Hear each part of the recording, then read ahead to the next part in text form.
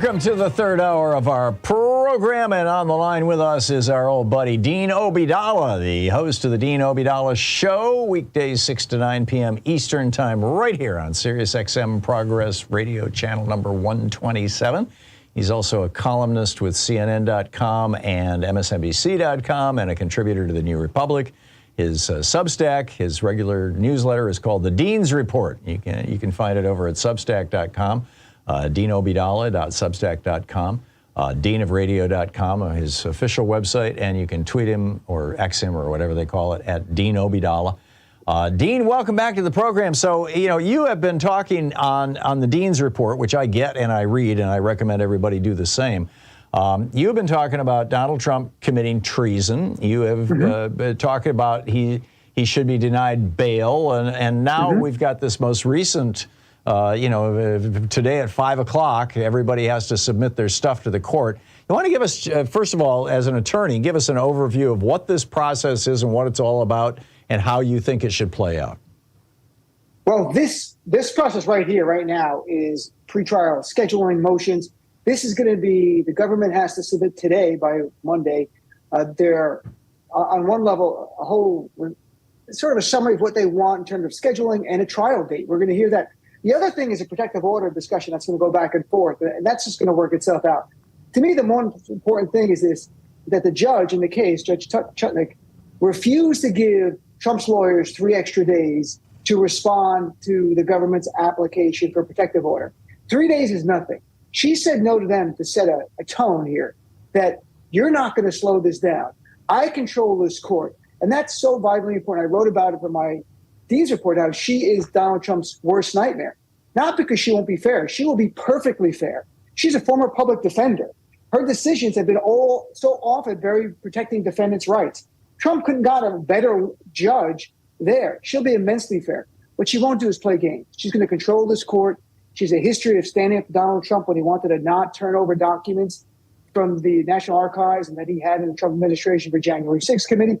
And very harsh on sentencing, very harsh. Even though she's very liberal, very harsh on sentencing. And the idea is, it's consistent in my view, Tom. It's the idea of she protects defendants' rights because she believes in our Constitution. She also has been very harsh in sentencing January 6th defendants because she believes in our Constitution. She's protecting them both by doing the same thing. So I could tell you this, Tom, if Donald Trump is convicted of 1 or 2 or 3 or 4 felonies that he's facing, it's not going to be Mar-a-Lago. She's going to send us into prison. That's where Donald Trump's going to go. And I think that's really important that Donald Trump end up in prison. As I said on cable news and on my show, my belief, Tom, is that Donald Trump not only has to go to prison, he has to die in jail. And I don't say that to be cruel. I say that if you wanted to protect our democratic republic,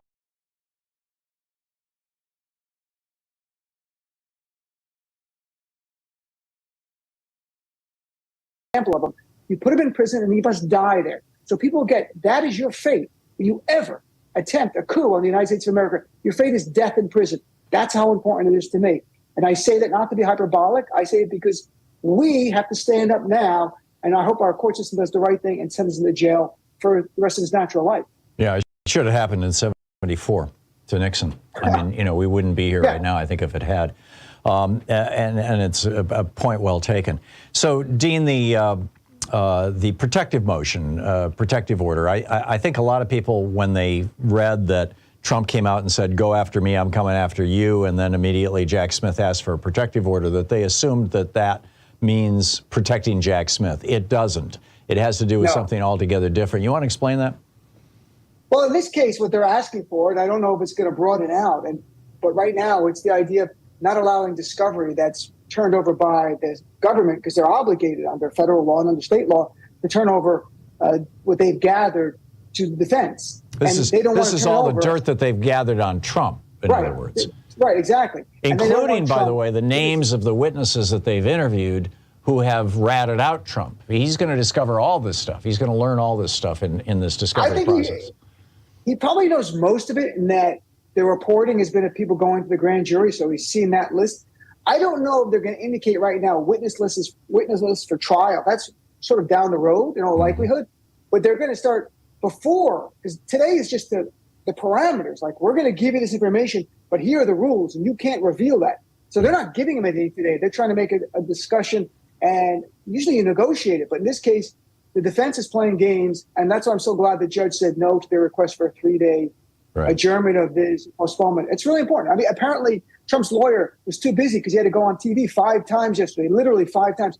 How about stay off TV and go do your job as a lawyer? Right. You know, stop spewing information on television to confuse people. And that's what he was doing yesterday. It really was laughable what he was saying. It's not legally sound, almost anything he said. Every now and then he touched on certain things, but it was more for, I guess, the Trump base to go repeat garbage to each other. That's all it's about. Right. So when the judge, the initial judge, the magistrate judge before whom he was arraigned, which is not Judge Chutkan, who is going to, view the case.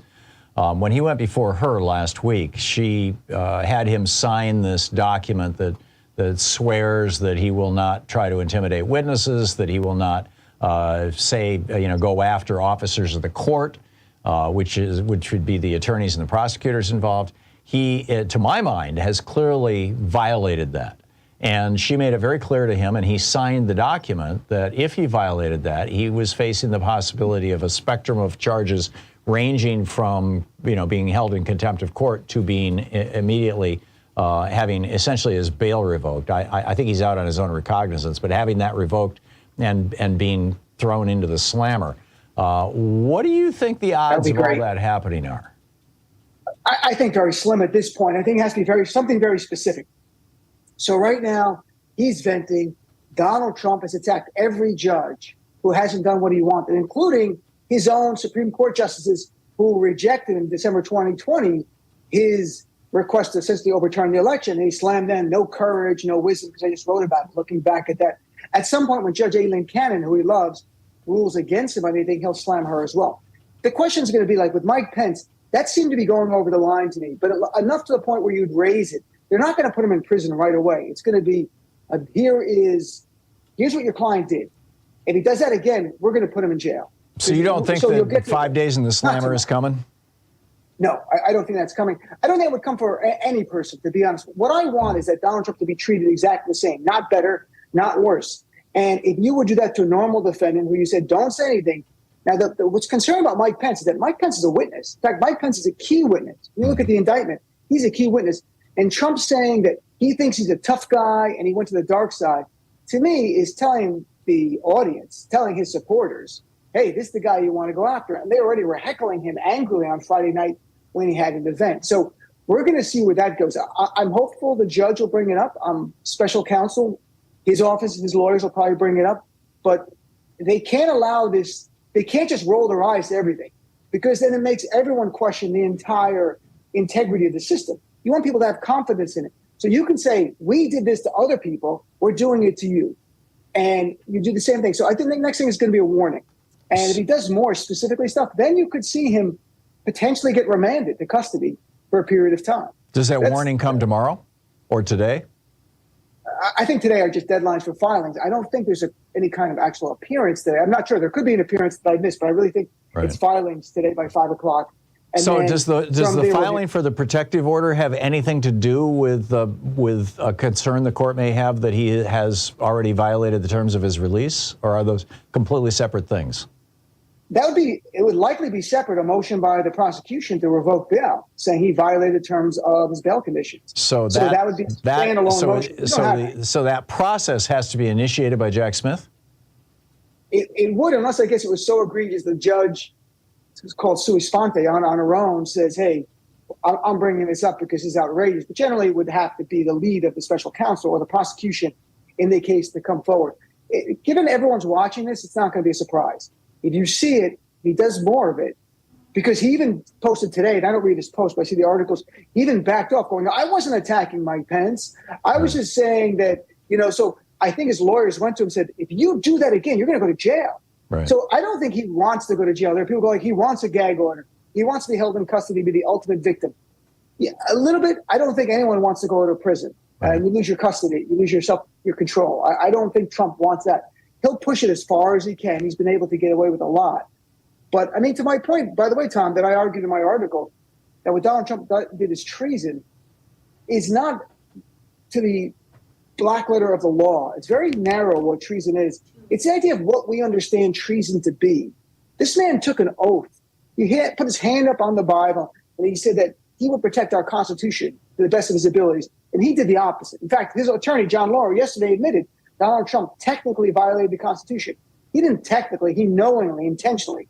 Donald Trump committed treason, in my view, in that he was sworn to protect our nation, and instead he turned on our nation to try to overturn the election. And to me, I hope people read the indictment, but just read line 3 of the indictment. Line 3 of the indictment says, despite having lost, the defendant was determined to remain in power, period. So right. Despite having lost, Donald Trump was determined to remain in power. Everything flows from that. He lost. He did not want to have a peaceful transfer of power. He didn't care the will of the people. He didn't care about our votes. He just wanted to stay in power. This man, this to me is treason. Yeah. This is a traitorous act. Did you catch, we just have a minute before we hit a hard break here, Dean. Sure. Did you catch Eileen Cannon this morning in an order that was favorable to Trump, revealing the fact that Jack Smith is running a separate, secret grand jury out of her district, and she seems to be pissed off about it? I saw that, and I've never practiced federal criminal law, so I don't know if that's just a normal question by a judge going like, hey, we had this trial. What are you doing? Are you still doing this? And her next question will be like, if you're going to indict him more, we shouldn't have a trial right away. Let's wait. So that may or may not be fair. We're going to see where it goes. Let's see what Jack Smith says. Well, there's people suggesting that this would be her revealing the existence of a secret federal grand jury as grounds for a demand for recusal.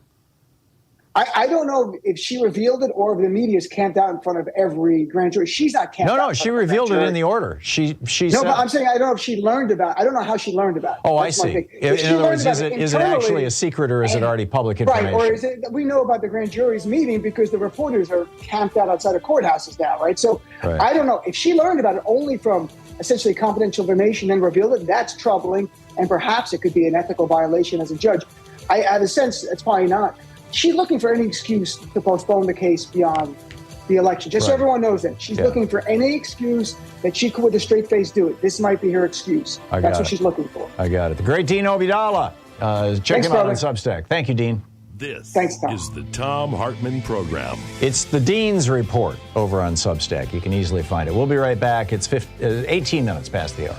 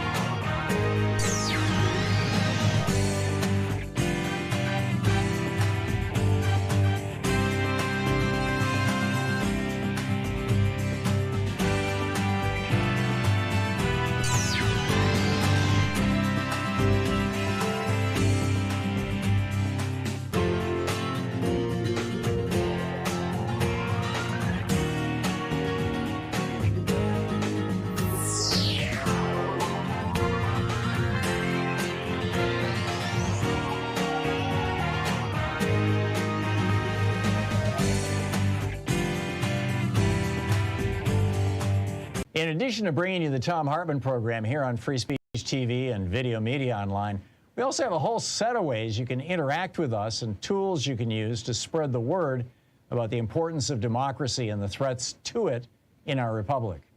First, there's your daily homework. Sue Nethercutt puts together a daily email newsletter that has a link to every story I discuss on the air, so you can find my sources and you can share them with your friends. It's free and you can sign up at thomhartmann.com. Second, I publish my daily take every day over at the hartmannreport.com website. That's also free if you want the daily 5 days a week rant in your inbox. No ads either. Third, we have the podcasts. There's the free 1-hour version of our daily show that's advertising supported. You can find that wherever you get your podcasts normally. And then there's also the podcast of the entire 3-hour show with no advertisements and that's available by subscription over at thomhartmann.com. So check them all out at thomhartmann.com and hartmannreport.com. Today we're reading The Shadow President, The Truth About Mike Pence by Michael D'Antonio. This is from the first chapter. For decades, Pence had presented himself as a humble servant who could be entrusted with power because he was at heart a mild-mannered Midwesterner. Friends and foes alike said his major character trait was extreme niceness. When given the opportunity, Pence described himself as a true Hoosier, son of Indiana, who was a Christian, a conservative, and a Republican in that order. This is how he had introduced himself to the country at the Republican National Convention 6 months earlier.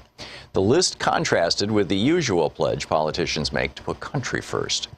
This is what President Obama did after the 2016 election when he said, "We are not Democrats first, we are not Republicans first, we are Americans first." The vice president's self-declared identity revealed both his priorities and the source of his power. For 30 years, he had helped lead the Republican Party into a closer alliance with preachers who were turning evangelical Christianity from a religion into a political crusade that engaged in a culture war with non-believers. The aim of many was to destroy abortion rights, roll back the equality gained by gay citizens, and prepare the nation for the second coming of Christ. Pence and others used martial metaphors and considered themselves warriors of the Christian right, both besieged and called upon to fight. Quote, "Those who would have us ignore the battle being fought over life, marriage, and religious liberty have forgotten the lessons of history," said Pence in 2010. "America's darkest moments have come when economic arguments trumped moral principles." Pence's allies in his war included hugely wealthy donors who, despite their vast wealth accumulated at a time of historic inequality, also posed as victims. As libertarians in the mold of Ayn Rand's cardboard characters, they felt inhibited in the pursuit of even greater riches by a government that imposed foolish regulations and would redistribute their wealth to the supposedly indolent poor. Starting with this perspective, they denied the science behind environmental protection, demanded tax cuts for themselves, and insisted on massive reductions in programs serving anyone who wasn't rich.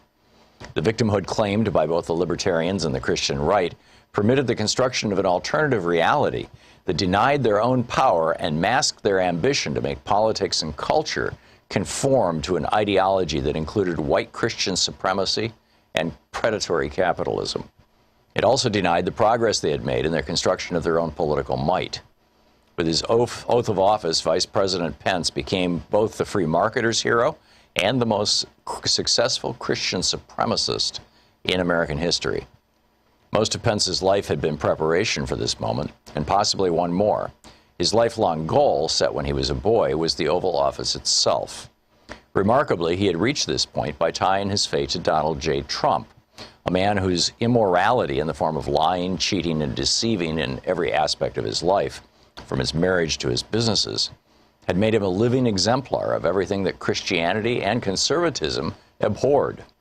However, this record also suggested that Pence was more likely to assume the highest office in the land than most vice presidents who had come before. To put it bluntly, Trump was vulnerable to impeachment.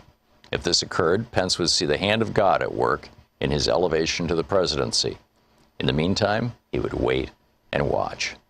On Inauguration Day, with Pence looking on, a slightly stooped Donald Trump stepped forward when it was his turn to face the Chief Justice of the United States Supreme Court, John Roberts. Beside Trump stood his wife, Melania, the former fashion model, who held two Bibles, Lincoln's and Trump's own. At the stroke of noon, the president-elect raised his right hand and placed his left on the Bibles. As he did this, Trump's family members and hundreds of political and government figures strained to see the moment. Trump and Pence were a study in contrast. At age 58, Pence appeared trim, perhaps even athletic, and could have passed for a man 10 years younger. His jacket was neatly buttoned, his hands were clasped at his waist, and his smooth face was set in a half smile. Mere feet away, in some, he resembled a small-town pastor, or maybe even a funeral director. Mere feet away, a stern-faced 70-year-old Trump stood with his coat hanging open like a caftan to reveal a long red necktie. Despite much cosmetic intervention, he looked old and tired. At the conclusion of the presidential oath, which had been voiced by 44 presidents before him, Trump said the words, "So help me God," and accepted the congratulations of those closest to him with a thin-lipped, toothless grin. He He then delivered a 15-minute speech replete with distortions and falsehoods that were his trademark. He declared that America was awash with crime and despair and under constant attack. This American carnage stops right here and stops right now, said Trump. It was the most remembered phrase of the address. That was some weird S-word, former President George W. Bush was heard to remark as he left the inaugural stand. Weird was the mildest word that one could attach to the 45th President of the United States as he launched an administration that would be stained by scandal and corruption so broad it defied a citizen's ability to grasp. Cronyism, secrecy, and nepotism would flourish. Presidential lies, daily cataloged by the Washington Post and others, would come at the rate of more than 150 per month. From the moment of his oath, Mike Pence, the vice president, faced the historic, some would say daunting, challenge of dealing with an erratic and undisciplined commander-in-chief. The book, The Shadow President, The Truth About Mike Pence.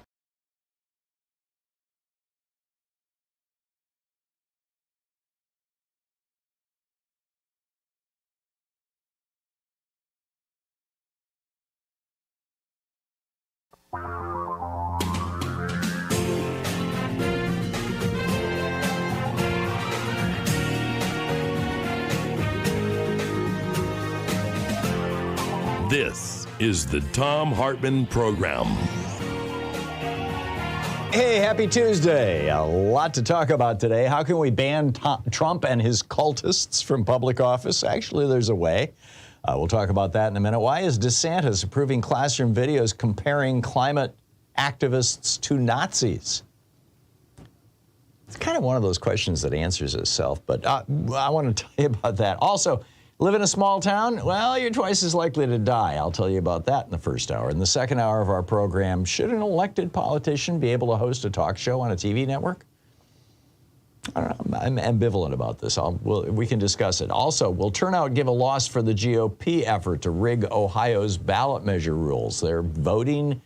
If you live in Ohio, you should be voting today. It's the last day to vote in Ohio on Measure 1. Well, we'll talk about that in the second hour. Also, yesterday I mentioned that town in Alabama that's refusing to seat their new black mayor. Town in Georgia is almost as bad. Well, actually, maybe even worse. I'll tell you about that in the second hour. In the third hour of our program, our one guest for the day, Lori Wallach, is going to drop by. Digital firms, tech firms, big tech firms, are trying to basically hijack international rulemaking, trade rules, to prevent governments from regulating artificial intelligence. This is an amazing story. It's absolutely mind-boggling, in fact, and Lori will tell you all about that in the third hour of our program. Also in the third hour, Illinois is banning advertising and marketing guns toward children and toddlers. Why is that so hard to do? And a new study says children and young people who identify with gun culture are more likely to believe in male supremacy. This is interesting, and there's actually well, I'll tell you all about that in the third hour. But to start out, my op-ed today, published over on HartmannReport.com, is titled, How Can We Ban Trump and His Cultists from Public Office? And, you know, Donald Trump conceived and led an insurrection against the United States of America. I don't think anybody could dispute that. You know, trying to stop the certification of the vote that Joe Biden won by 7 million votes and, you know, just crushed Trump in the Electoral College as well, by the way. Trying to stop that certification of that election is, by any dictionary definition, an insurrection. It's an attempt to overthrow a government or to change a government. So there is this clause in the 14th Amendment. We talked about this many times, Section 3 of the 14th Amendment. It says, no person shall be a senator or representative in Congress or elector of president and vice president or hold any office, civil or military, under the United States or under any state who, having previously taken an oath, shall have engaged in insurrection or rebellion against the same or given aid or comfort to the enemies thereof. No person. And, you know, they tried to stop Marjorie Taylor Greene from running for re-election in Cobb County, Georgia. And she testified in her own defense. And over 80 times when asked about specific instances when it appeared that she participated in an insurrection, in a rebellion, Over 80 times she said, I don't remember. Excuse me. Just sneezed there. And there it goes again. And the result of that was that, she got whatever. She won the case. She got to run for re-election. But down in New Mexico, there was this guy, Couy Griffin. He was the founder of a group called Cowboys for Trump. It's a far-right white supremacist group. He actually was elected county commissioner in New Mexico. And but after he got arrested at the Capitol in the midst of the insurrection, somebody sued at the county level before a county judge, and the judge said, nah, you tried to overthrow your government. You're not eligible to be a county commissioner. And he got kicked out. And so now I suggest it's time to do the same with Trump. I mean, this is, and do it in as many states as possible. Now, this is happening at a couple of levels. At the federal level, there is legislation that has been proposed by Jamie Raskin in the House, and there's a companion piece in the Senate, that says explicitly Donald Trump inspired, incited, and led an insurrection against the United States of America, and therefore is ineligible to seek re-election for president. And if Congress was to pass that law, of course, it would have to get out of the House of Representatives, which is controlled by Kevin McCarthy, who's not going to pass such a law. But if Congress was to pass such a law, it could be cited and used to, I mean, that would be it, right? Now, of course, there would be an appeal to the Supreme Court. And nobody knows exactly what would happen with the Supreme Court, given that there's 6 right-wing whack jobs on the court, at least 4 or 5 of whom are so corrupt and so corrupted by right-wing billionaires who frankly don't want democracy in America either, that, it's hard to predict the outcome. But so there's that federal effort. But the thing that I find fascinating about this is that Couy Griffin, the guy who was kicked out in New Mexico, was kicked out at the county level. So, if you want to go after somebody who is a member of the House of Representatives, who was a Trump humper, you could do it at the county level in your local county. Typically a congressional district makes up a couple of counties, but if you knock out one county and they can't be on the ballot in that county, that's typically enough, right? And similarly, if we could get Trump banned at the state level, which again, I think would be possible in some of the swing states. I doubt you could pull it off in Georgia because of Brian Kemp and Brad Raffensperger, who are both actively right now purging from the voting rolls, mostly black people in Atlanta and in other largely majority black cities in Georgia. But I do think that it's entirely possible that you could do this in Wisconsin and in Michigan and in Arizona, where Democrats basically control the levers of power.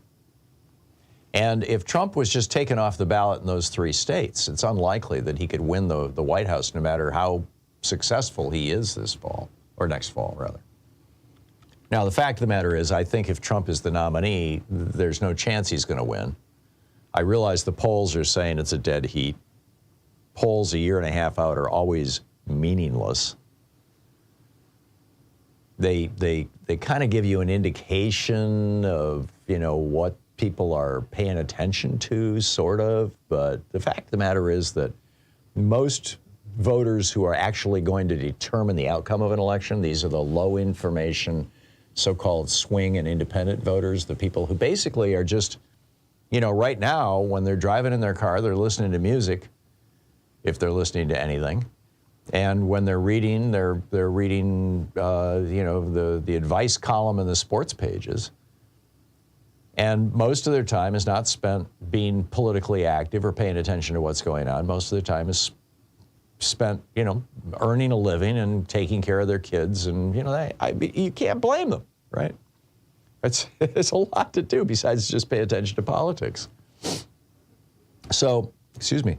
So, I'm not too hysterical about this, but I do think it's a serious and legitimate threat.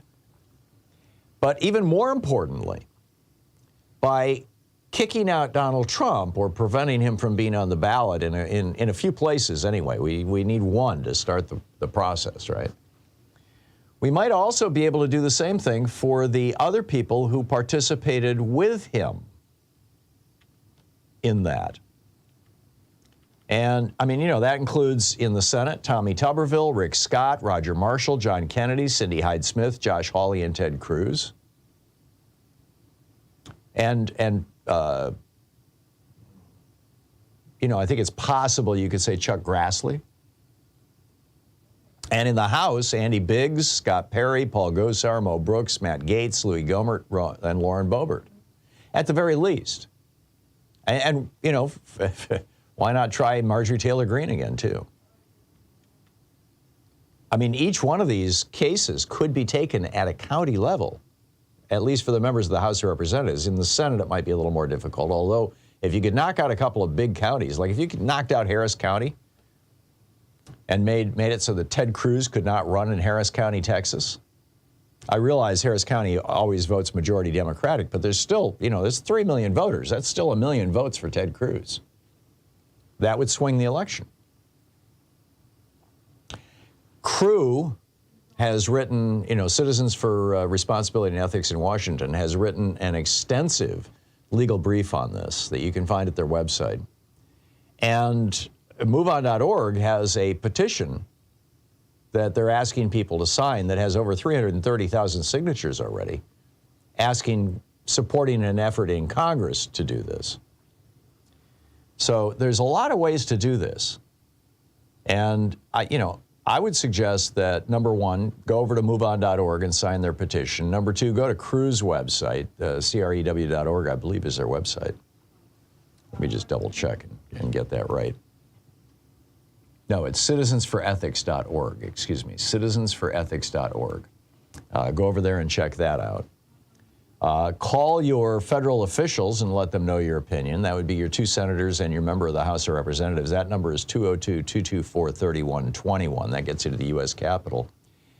And call your state Secretary of State. I called the media person for our Secretary of State here in Oregon, because Oregon is one of the states where a lawsuit has been filed to keep Donald Trump off the ballot. It's been filed in 9 states now. And, you know, I called to encourage our Secretary of State to do this. They never called me back, but I think it's a start, and I think it's an important thing. So these are the things that we all can do, right? Take a step, speak out, try to keep not just Trump, but the whole collection of fascists. And that's what they are. I mean, this is not name calling. These are people who believe in strongman authoritarian government, which is what fascism essentially is. To keep the fascists off the ballot. Let's do it. Let's do it. We'll be right back.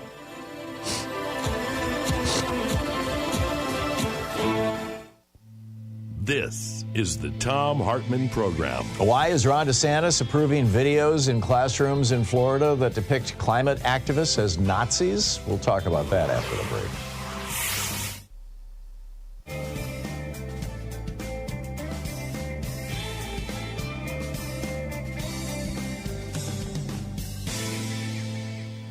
And welcome back. Franz in Trumansburg, New York. Hey, Franz, what's on your mind today? Hi, thanks for having me on. And apologies for being off topic. I've been following climate change since the early 80s. And I really sense a need, certainly in myself, but among the listeners as well, to be hopeful about it. And it's looking so bad. But that's why I'm like calling every week to promote this form of geoengineering, which gives me hope, which is this project called MIRROR, which stands for Mirrors for Energy, Earth Energy Rebalancing. It's MEER.org. And it's really, really simple. It's really just putting mirrors on rooftops and in farm fields. And you'd pretty much have to have flat roofs, wouldn't you? No, you don't. I mean, if you put it on it a depends. slanted roof, you're just shooting the radiation off at a diagonal where it's going to, hit a thicker layer of the stratosphere and bounce right back down to Earth. That's why I would suggest you actually have Dr. Tao on, the person who's starting the project. But, or I shouldn't say starting because it's actually been ongoing for several years. But I think it varies depending on what. So to compensate for the equivalent of 4 Hiroshima bombs going off every minute, I believe it is. Now, in terms of extra heat that's being captured in the atmosphere, to compensate for all that carbon in the atmosphere, how many square miles would have to be covered with mirrors? And also to compensate for the hundreds of thousands of square miles in the Arctic that are now open, that are no longer reflective white, that are now dark ocean. I actually don't know the square miles, but I do know the percentage of the Earth that needs to be covered. It's in the range of 1% to 2%.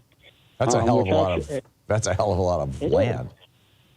It is, but according to Dr. Tao, you could do this on farmland, and it would be about 20% of farmland, and it would actually increase crop yields because most crops have more sunlight than they need, and what they would actually benefit more from is the shade and cooling the soil, which would also keep moisture in the soil, which is also a big part of what involves climate change. Now, I've seen that argument made for putting solar panels in farms, in fields. It's very similar. Yeah. But the difference is that the solar panel, although of course it has the benefit of generating energy, right, and replacing fossil fuel energy. Yeah, but it's dark, so it actually converts sunlight to heat. Whereas a mirror, because it reflects the sunlight as light back out into space, it doesn't convert it to heat, because that's where we run into trouble. Hear the music. All right, I got it. Franz, thanks a lot. Thanks for the information. It's 21 minutes past the hour. We'll be back with more of the news of the day and your calls right here on the Thom Hartmann program, the place where despair is not an option. Stay tuned.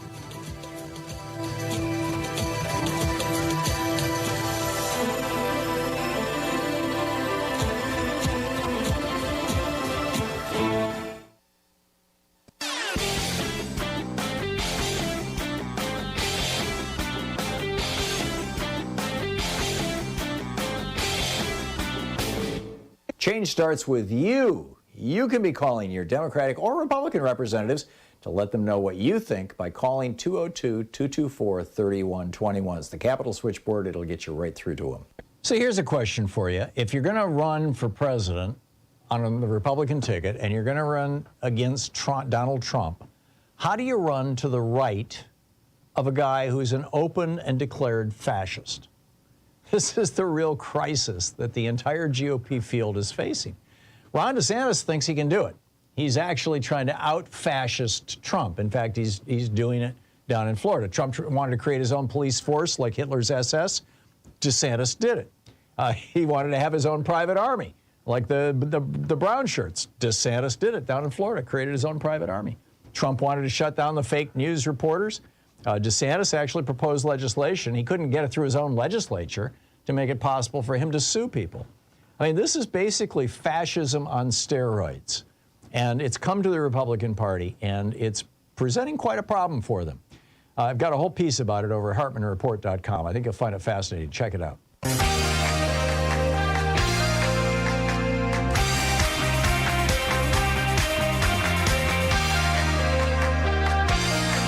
Welcome back, 23 minutes past the hour. And let's see here. Oh, yeah, DeSantis. What is Ron DeSantis up to? This is just crazy. Dennis Prager is one of my colleagues, I guess. He does a talk show over on Salem radio, or at least used to. I'm assuming he still does. It's been a lot of years since I listened to a Salem station. And he got big funding from some very, very wealthy right-wingers to do this thing called Prager University, which is these short-form videos many of them cartoons, that are designed to indoctrinate young people, and Dennis Prager is quite proud of this, in so-called conservative values. Many people have seen the one where in fact, it was featured on MSNBC last night or the night before, where Christopher Columbus is being interviewed by kids who time travel, and he's talking about how he had to save these Indians who were cannibals from themselves, and they say, well, what about slavery? And he says, well, slavery's existed in every culture in the world, and et cetera. Right. Now they've got another one that compares climate activists to Nazis. I mean, this is Prager University's CEO Marissa Street told Scientific American that the videos are meant to counterbalance information students are currently being taught about climate change. She says young kids are being taught climate hysteria. Right. So what they're saying, the narrator tells her that the climate has always cooled and warmed, long before carbon emissions were a factor. Well, yeah, it's true, but that's got nothing to do with what's going on right now. What's going on right now is we are artificially warming our climate, and we're doing it in a way that's going to harm us substantially. I mean, these massive climate change, coolings and warmings throughout, ancient Earth history are always associated with massive dislocations, relocations, and delocations of plant and animal species. I mean, they literally change the nature of the planet. The last time there was this much CO2 in the atmosphere, there were trees growing in Antarctica. And it looks like it's heading that way right now. The sea ice around Antarctica is lower than it's been in human history. The Arctic Ocean is wide open now. It didn't used to be. This is changing the weather. So anyhow, down in Florida, Ron DeSantis has decided to use these videos in regular public classrooms for instruction. Climate change is just a normal thing, don't worry. Climate activists are Nazis. Slavery was just fine. Columbus found cannibals. These are all lies, by the way. And actually, they found that teachers all over the country are using these PragerU videos, particularly in private schools. It's a big, big thing in private schools. And, this is happening now down in Florida at the same time. But I'm not hearing it. Oh, there it is. Oh, it's faint. All right. Same time, the waters are hotter than a hot tub. You're listening to the Thom Hartmann Program. Call That was really 202-808-9925. We'll be right back with more of the news of the day and your calls in just a second.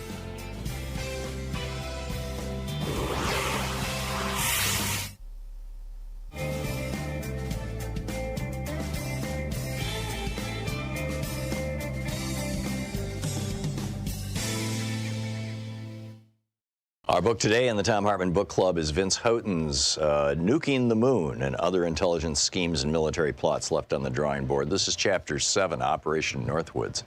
On April 17, 1961, more than 1,400 Cuban exiles forming the Brigada de Asalto 2506 landed on the beaches of Cuba at Playa Girón in the Bahia de Cojinos, the Bay of Pigs. Their mission was to overthrow the regime of Fidel Castro, Cuba's increasingly communist leader, who had himself overthrown the regime of American ally Batista just 2 years before. A communist leader just 90 miles from Key West was a rather painful thorn in the side of the newly inaugurated President John F. Kennedy, and his ouster was considered a high national security priority, as it had been for Kennedy's predecessor, Dwight Eisenhower. The invasion was backed by the U.S. government and the CIA. Argue why the Bay of Pigs invasion failed until we're blue in the face, and many people still do. For many in the Cuban exile community, the mission failed because JFK refused to give American naval and air support, elements called in for the original plan developed by the Eisenhower administration. Maybe this is true. The problem here is that we begin to descend into the realm of the counterfactuals, the if-onlys and what-ifs, things that we are doing our damnedest to avoid. Look, I've met a lot of the Cubans who took part in that invasion, many of whom are permanently settled in or around Miami, my hometown. They are impressive men, and I wouldn't put anything past them. If they say they could have kicked out Castro with U.S. naval and air support, who am I to argue? But I still will. because things are much more complicated from an intelligence perspective. Despite the lack of air and naval support, and despite the intensity and desire of the Cuban exile forces, it would have been immeasurably difficult to overcome one of the most problematic aspects of the entire invasion. Castro not only knew they were coming, he knew when and where they were coming. A combination of piss-poor information security, or in today's parlance, InfoSec, with the ability of Cuban intelligence to infiltrate the Miami exile community meant that the secret mission to free Cuba of Castro was anything but secret. It's not like this was a huge surprise for the CIA or the U.S. military. The Cuban intelligence service was very good, and some in the exile community had loose lips. In this environment, it was nearly impossible to conduct effective counterintelligence and keep the invasion secret. Most telling of all, the Soviets had literally broadcast their knowledge of the mission 4 days before it happened. On April 13th, Radio Moscow released an English-language newscast in which they predicted an invasion of Cuba by CIA-trained exiles within the week. It seems they were trying to warn us against carrying out the invasion, a type of deterrence through propaganda. Hey, we know you're coming, so perhaps now is not a good time for your secret operation. Clearly, that didn't work. The blowback from the failed mission was significant on multiple levels. More than 100 members of the 2506 Brigade were killed in combat, along with 4 American volunteer pilots from the Alabama Air National Guard, who were contracted by the CIA.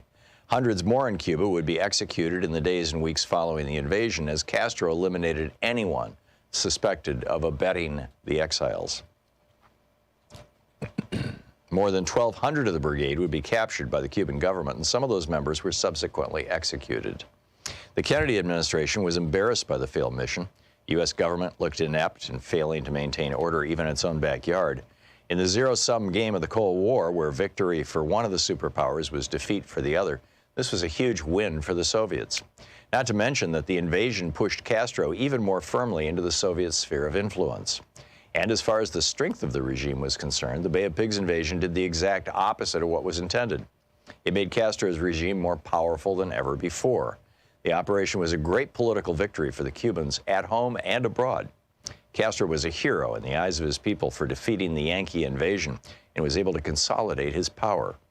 The fiasco also elevated the Cuban government to a newfound global status, transforming communist Cuba from a aggrieved little country to an equal in the eyes of the world. In fact, Argentinian physician turned Cuban revolutionary Ernesto Che Guevara actually thanked the United States for the failed invasion.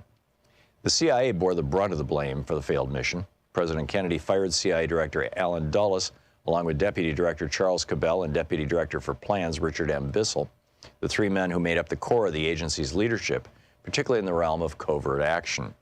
Kennedy also removed, at least temporarily, major paramilitary operations from the purview of the CIA. For more than a decade, CIA had been the agency with primary responsibility for paramilitary covert operations, but now it was benched. Into the void leapt the U.S. military. In June 1961, about 2 months after the Bay of Pigs, President Kennedy approved National Security Action Memoranda 55, 56, and 57, which codified the shift in paramilitary responsibility from the CIA to the Pentagon. Nothing else really changed. The U.S. government was still looking for ways to oust Castro from power, just through a different government agency. By autumn, Assistant Secretary of Defense for Special Operations, Brigadier General Edward Lansdale, a legendary intelligence officer, or infamous, or both, depending on your perspective, was asked to brainstorm ideas to get rid of Fidel. He didn't disappoint. In February 1962, Lansdale provided a document titled Possible Actions to Provoke, Harass, or Disrupt Cuba. Some of the actions are pretty good, some are quite silly, and some are downright abhorrent. The book is Nuking the Moon by Vince Houghton.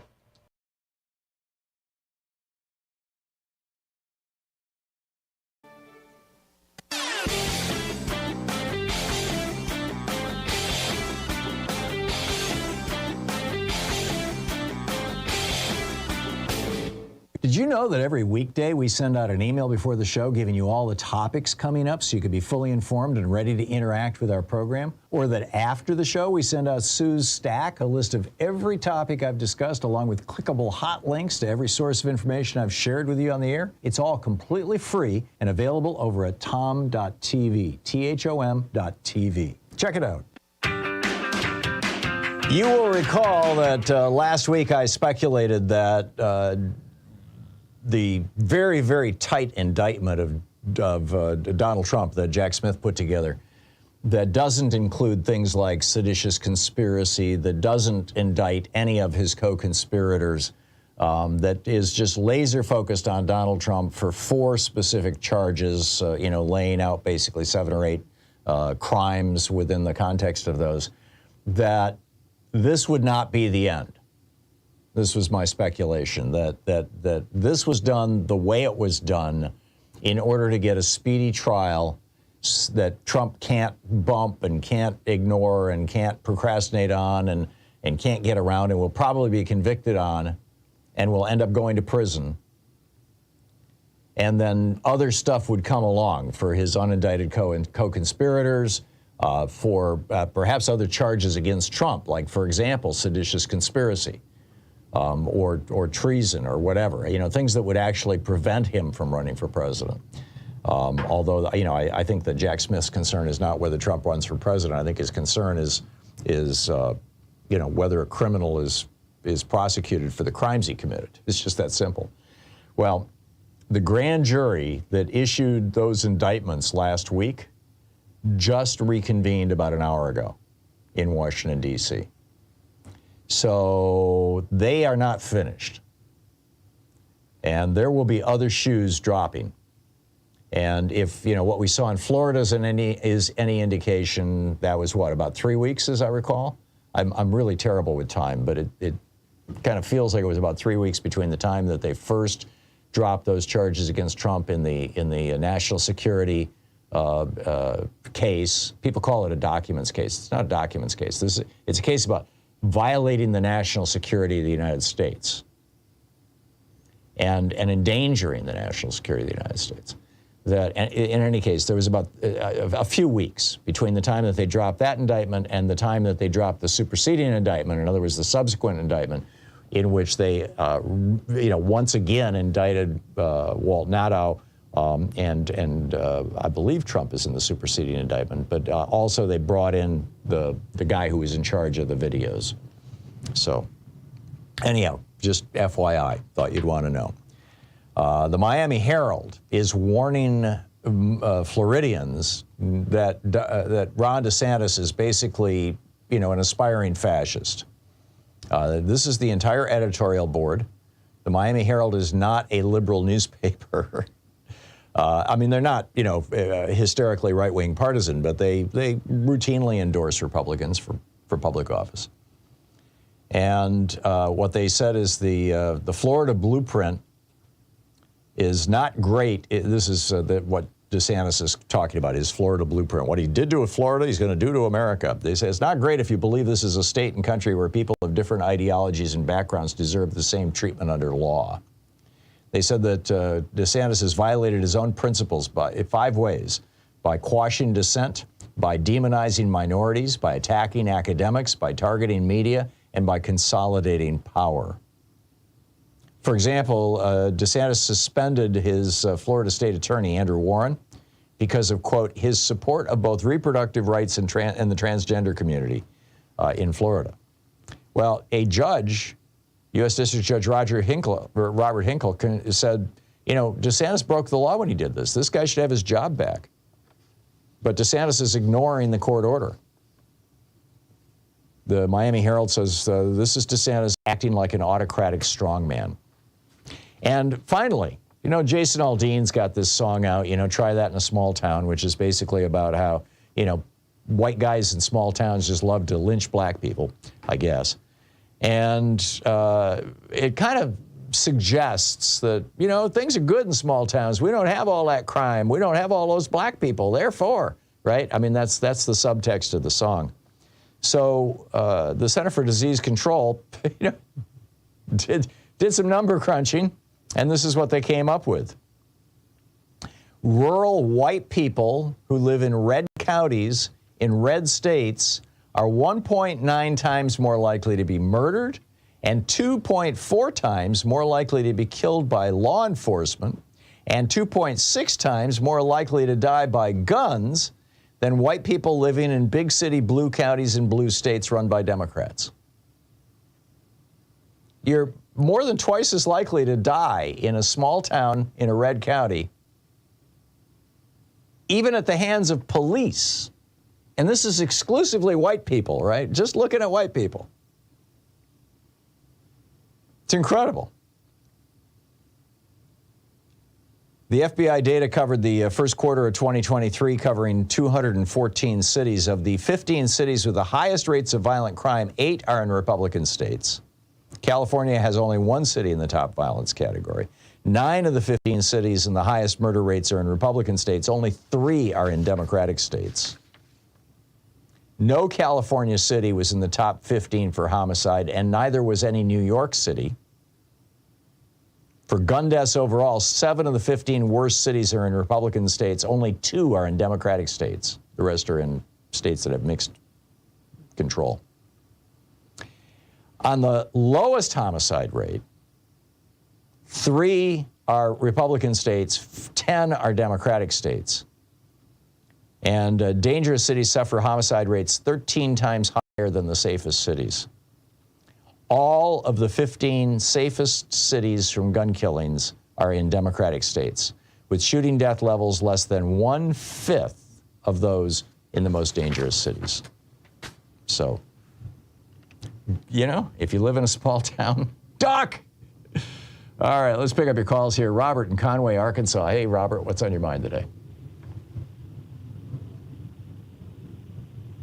Robert in Conway? Okay, I'll put Robert on hold, Joyce, and you can figure out what's going on. Noah in Muncie, Indiana. Hey, Noah, can you hear me? Yeah, I can hear you just fine. Can you hear me okay, Tom? Yes, sir. What's on your mind today, Noah?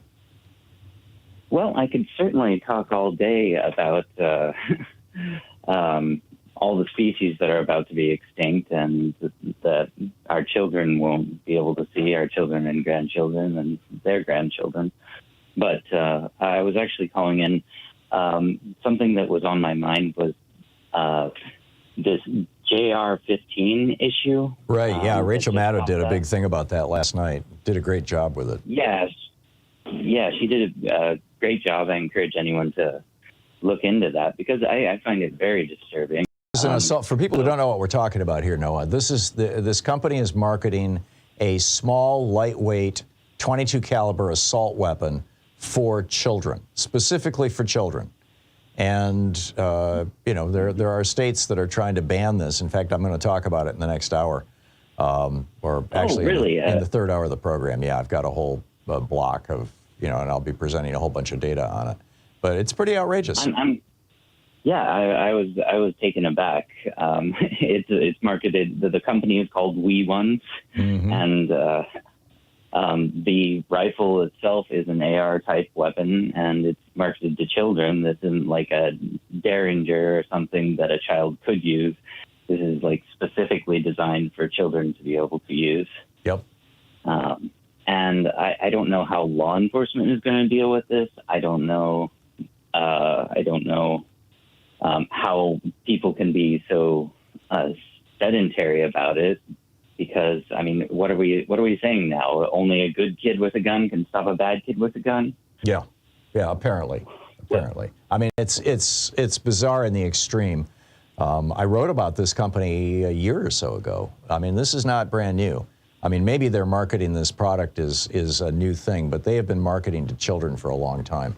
And, you know, now, hopefully now it's getting the publicity it needs. And there's an effort in multiple states to ban their marketing. And they're pushing back. They're saying that you can't ban marketing guns because guns are a Second Amendment protected right in the United States. Whereas you can ban marketing, for example, tobacco to children because tobacco is not mentioned in the Constitution. I think that, you know, it's a BS argument. However, it wouldn't surprise me if the Republicans on the Supreme Court disagree with me. So, no, I need to move along, but thank you for the call, and thanks for bringing that up. Pearson in Lamarck, Texas. Hey, Pearson, what's on your mind today? Good morning, Tom. As always, a great program, great ideas, great information. Thank you. So, the latest assault on our psyche now by the GOP and right-wing media is they want me to believe that Greta Thunberg is a Nazi. So let me get this straight. Greta Thunberg, she's responsible for sitting on women's rights on autonomy for their health care. She's responsible for Norfolk Southern Railroad not using their proper funding for proper maintenance and upkeep and enough personnel to where they destroy the environment and poison animals and people. Greta Thunberg is responsible for flesh-eating bacteria off the Galveston coast, or coral reefs dying off of Florida, or leprosy in central Florida. I think about George Carlin. You remember George Carlin, what he said about words? And he's so true when it comes to Republicans. He asked us one time, if firefighters fight fires, what do freedom fighters fight? Okay. I got it. Pearson, thank you. A great one. Thank you. Billy in Austin, Texas. Hey, Billy, it says you disagree with me. What about what? You know, you started your program today by calling white men who live in Texas, or white cowboys who live in Texas, white supremacists. No, I said that the organization Cowboys for Trump was a white supremacist organization. Read their literature. You know, that's a lie, and it's just you have no regard for the truth. You turn around right after that. In fact, I would argue, Billy, that anybody who is a Trump supporter is a white supremacist, because that's the core of his whole shtick. That's bullshit, man. Yeah, I'm sorry, Billy. You can't use that kind of language on the air. You know, I'd be happy to have a conversation with you if you can keep it clean. But, you know, when you start swearing, you hurt yourself, really. It diminishes your own argument. It's 46 minutes past the hour now. We'll be back with more of your calls on the other side of this break. Stay with us. It's the Thom Hartmann Program, the place where smart people get their news. We'll be right back.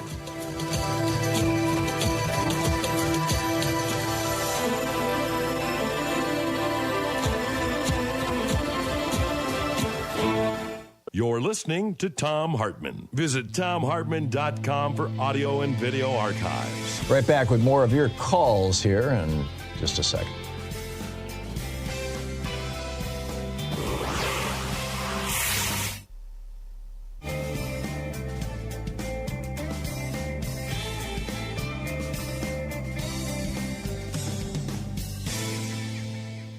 And welcome back. Malcolm in Bluebell, Pennsylvania. Hey, Malcolm, what's on your mind today?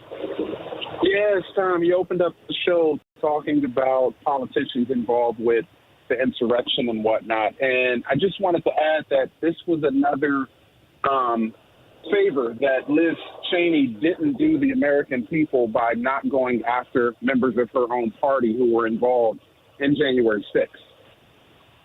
Right. And she had the actual worldwide stage where the whole world was watching. We did see Josh.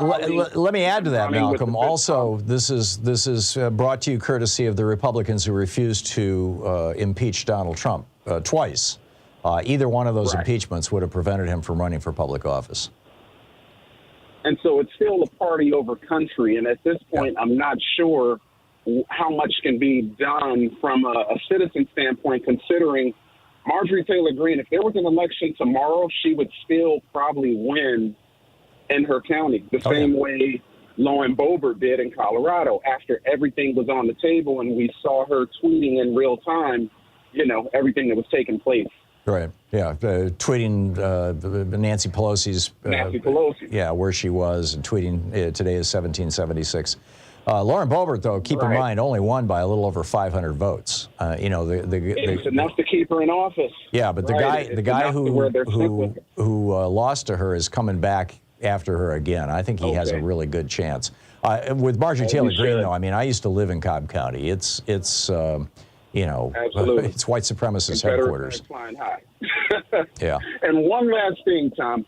As long as we have the population arguing about trans kids playing sports, I mean, right now we're still in summer break in much of the U.S., but as long as we can keep the focus on that and off gun control, I think the politicians are winning in that sense. And these I mean, it's happening everywhere in terms of school shootings, but the focus is literally in the wrong direction. Yeah. I get it. We're arguing about kids playing sports and which bathrooms to use, and we know that by Christmas time, how many more mass shootings are we going to see at schools? Yep. And nothing still be done other than thoughts and prayers tweets. Yep. Ultimately. Yep. But have a great day, Tom. Always a pleasure. Thank you, Malcolm. Excellent points all. Harry in Wood River, Illinois. Hey, Harry, what's on your mind today?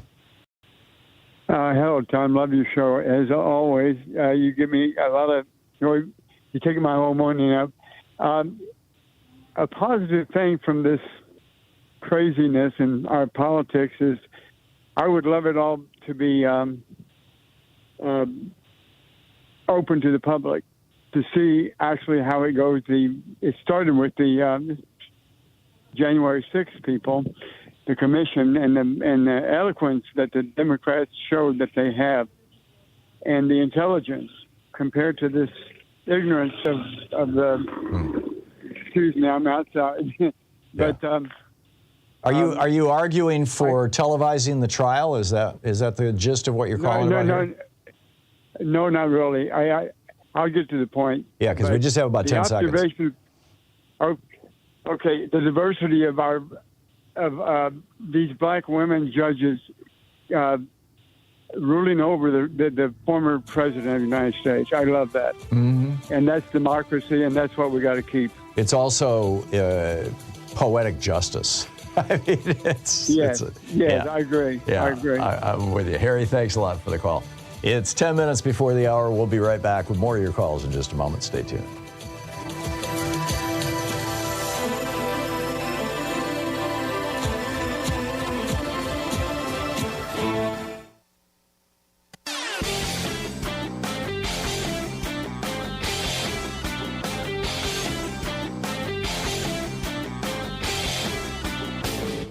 Help support progressive radio. If you're listening to us on a commercial station, call their advertisers and let them know you're listening. If you're listening to us on Pacifica, or one of our many nonprofit stations, please support them when they do their fundraising drives. Thanks for supporting Progressive Talk Radio, and tag you're it. And welcome back. 9 minutes before the hour. Dave in Martins Ferry, Ohio. Hey, Dave, what's on your mind today? Well, thanks for taking my call, everybody. But I'd like to ask the question. I remember back in the 80s that Reagan and his crew took away the powers of the FCC. Is that true? In my memory, did that actually happen? What he did in 1987, I believe it was he directed the Federal Communications Commission to stop enforcing the Fairness Doctrine. And his FCC chair, I'm forgetting who it was now, went along with that. And then during Barack Obama's presidency, Barack Obama actually had it removed from the federal code. So, that's basically the beginning and end of it. In my opinion, that's why we got Fox TV and all this other right-wing propaganda, because then all the lying going on in this country. Why don't we have that have that thing in the government anymore stopping all this? I don't understand it. Well, first of all, Fox didn't start until the late 90s, but the year after Reagan ended the Fairness Doctrine was when Rush Limbaugh started his program. But the Fairness Doctrine would not have prevented Rush Limbaugh's program. The Fairness Doctrine had basically two provisions. One was that, or three provisions, arguably. One was that when you have public debates, political debates and things like that, that you have to present opposing views. So if you had one politician, you'd have the other politician on, and they did that with debates and things like that. I see. The second was that if a television or radio station's ownership or management was to express a political opinion, and this was a thing back in the 80s. I mean, this was a thing that went all the way back to the 1920s. You know how newspapers have an editorial page, and there's an editorial from the editorial board every day in the newspaper, or frequently. Radio and television stations used to do the same thing. I worked at a radio station in Lansing, Michigan that did this, WITL. I worked at a television station that did it in Lansing, WGIM, back in the 60s, under the Fairness Doctrine. And when the management or ownership of the station expressed a public opinion, a political opinion, there had to be a balance to that. And part of my job at WGIM TV was to find a local person who could rebut what Jim, I'm forgetting his last name. Actually, his first name wasn't Jim. His son's name was Jim. They named the TV station after their son. But anyhow, what the owner of that station said on television, to rebut his opinion. So that was the only rebuttal on television. It didn't mean that if you have a Republican on, you have to have a Democrat on. It didn't mean that if you've got an entire show like the Rush Limbaugh show or Fox News, the Sean Hannity show, that you then had to have a Democratic show. It didn't mean any of that. It only applied to editorials by owners or management.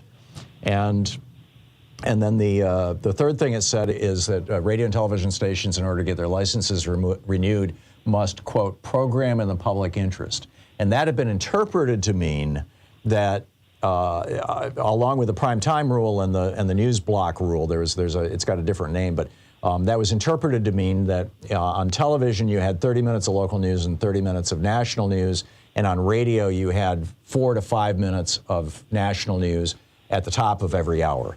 And the big television networks actually lost money on their news divisions. ABC, CBS, NBC all lost money on their news divisions constantly up until 1988, because that was the cost of keeping a license. And so they fielded, bureaus all over the world. I mean, they did a really good faith effort. Once Reagan ended that, I remember I was driving in the Autobahn in Germany when I heard this on American Forces Radio, which, by the way, carries this program. But I digress. And the news report came on that just said, CBS, following on to Reagan's ending the Fairness Doctrine, CBS just put their news division under the Vice President of Entertainment. And they now believe that they will start making a profit from their news division. And that was the moment when radio and television news essentially ceased to be news and started to be clickbait. When news organizations started pursuing that. So, yeah, I think there's some benefit to bringing back the Fairness Doctrine, but it would do nothing whatsoever about the 1,500 radio stations in America that program nothing but right wing. Or for that matter, it wouldn't force the stations that carry my show to carry, a right wing counterbalance. And, that's okay with me. But I do think that there was some good stuff to it. Well, I do think that we need to do something in this country to stop all this. You can't have half the population thinking that they're living in one reality while the rest of us are living in another reality. It's a problem. But, if you give government the power to heavily regulate the media, because the Fairness Doctrine was real light touch regulation. But if you give government the power to heavily regulate the media to the point that they could say, no, Sean Hannity, you have to have somebody balancing you, or Thom Hartmann, you have to have somebody balancing you. What happens when that government gets taken over by somebody like Donald Trump? I mean, it's the question you always have to ask yourself whenever you're talking about giving the government more power is, okay, if you give the government that power, how would Donald Trump use that power? And that's why we need to be, frankly, I think, careful about it. I don't think that, the Fairness Doctrine is not going to come back, and we've got to figure out other ways to do this. Dave, I got to run, but thanks for the call. Very thoughtful. I appreciate it. We'll be right back. Stay with us.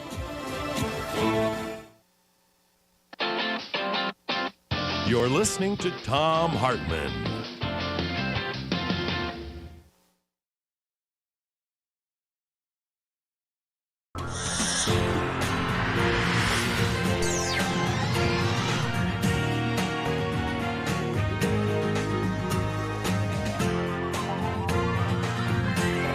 We say fight back!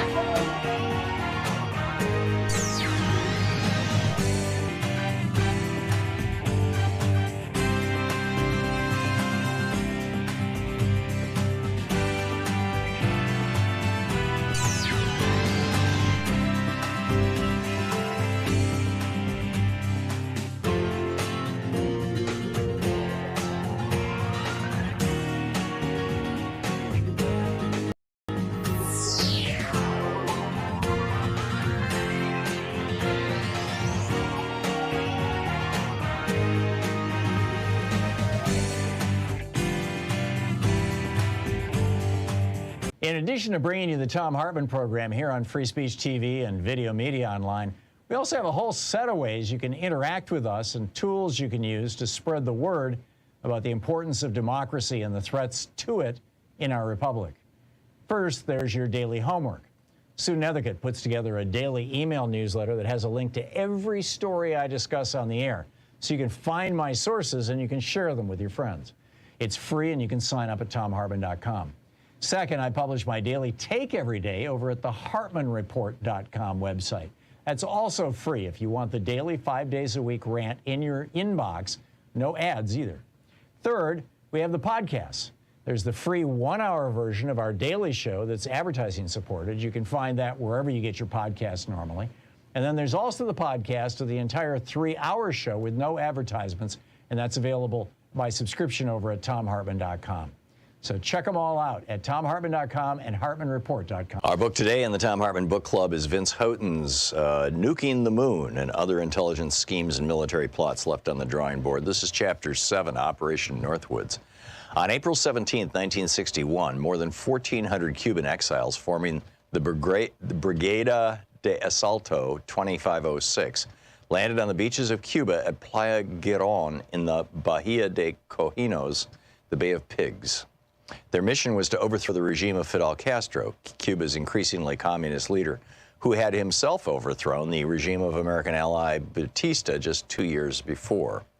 A communist leader just 90 miles from Key West was a rather painful thorn in the side of the newly inaugurated President John F. Kennedy, and his ouster was considered a high national security priority, as it had been for Kennedy's predecessor, Dwight Eisenhower. The invasion was backed by the U.S. government and the CIA. We can argue why the Bay of Pigs invasion failed until we're blue in the face, and many people still do. For many in the Cuban exile community, the mission failed because JFK refused to give American naval and air support, elements called in for the original plan developed by the Eisenhower administration. Maybe this is true. The problem here is that we begin to descend into the realm of the counterfactuals, the if-onlys and what-ifs, things that we are doing our damnedest to avoid. Look, I've met a lot of the Cubans who took part in that invasion, many of whom are permanently settled in or around Miami, my hometown. They are impressive men, and I wouldn't put anything past them. If they say they could have kicked out Castro with U.S. naval and air support, who am I to argue? But I still will, because things are much more complicated from an intelligence perspective. Despite the lack of air and naval support, and despite the intensity and desire of the Cuban exile forces, it would have been immeasurably difficult to overcome one of the most problematic aspects of the entire invasion. Castro not only knew they were coming, he knew when and where they were coming. A combination of piss-poor information security, or in today's parlance, InfoSec, with the ability of Cuban intelligence to infiltrate the Miami exile community meant that the secret mission to free Cuba of Castro was anything but secret. It's not like this was a huge surprise for the CIA or the U.S. military. The Cuban intelligence service was very good, and some in the exile community had loose lips. In this environment, it was nearly impossible to conduct effective counterintelligence and keep the invasion secret. Most telling of all, the Soviets had literally broadcast their knowledge of the mission 4 days before it happened. On April 13th, Radio Moscow released an English-language newscast in which they predicted an invasion of Cuba by CIA-trained exiles within the week. It seems they were trying to warn us against carrying out the invasion, a type of deterrence through propaganda. Hey, we know you're coming, so perhaps now is not a good time for your secret operation. Clearly, that didn't work. The blowback from the failed mission was significant on multiple levels. More than 100 members of the 2506 Brigade were killed in combat, along with 4 American volunteer pilots from the Alabama Air National Guard, who were contracted by the CIA. Hundreds more in Cuba would be executed in the days and weeks following the invasion, as Castro eliminated anyone suspected of abetting the exiles. More than 1,200 of the brigade would be captured by the Cuban government, and some of those members were subsequently executed. The Kennedy administration was embarrassed by the failed mission. The U.S. government looked inept and failing to maintain order even in its own backyard. In the zero-sum game of the Cold War, where victory for one of the superpowers was defeat for the other, this was a huge win for the Soviets. Not to mention that the invasion pushed Castro even more firmly into the Soviet sphere of influence. And as far as the strength of the regime was concerned, the Bay of Pigs invasion did the exact opposite of what was intended. It made Castro's regime more powerful than ever before. The operation was a great political victory for the Cubans at home and abroad. Castro was a hero in the eyes of his people for defeating the Yankee invasion and was able to consolidate his power. The fiasco also elevated the Cuban government to a newfound global status, transforming communist Cuba from an aggrieved little country to an equal in the eyes of the world. In fact, Argentinian physician turned Cuban revolutionary Ernesto Che Guevara actually thanked the United States for the failed invasion. The CIA bore the brunt of the blame for the failed mission. President Kennedy fired CIA Director Allen Dulles along with Deputy Director Charles Cabell and Deputy Director for Plans Richard M. Bissell, the three men who made up the core of the agency's leadership, particularly in the realm of covert action. Kennedy also removed, at least temporarily, major paramilitary operations from the purview of the CIA. For more than a decade, CIA had been the agency with primary responsibility for paramilitary covert operations, but now it was benched. Into the void leapt the U.S. military. In June 1961, about 2 months after the Bay of Pigs, President Kennedy approved National Security Action Memoranda 55, 56, and 57, which codified the shift in paramilitary responsibility from the CIA to the Pentagon. Nothing else really changed. The U.S. government was still looking for ways to oust Castro from power, just through a different government agency. By autumn, Assistant Secretary of Defense for Special Operations, Brigadier General Edward Lansdale, a legendary intelligence officer, or infamous, or both, depending on your perspective, was asked to brainstorm ideas to get rid of Fidel. He didn't disappoint. In February 1962, Lansdale provided a document titled Possible Actions to Provoke, Harass, or Disrupt Cuba. Some of the actions are pretty good, some are quite silly, and some are downright abhorrent. The book is Nuking the Moon by Vince Houghton.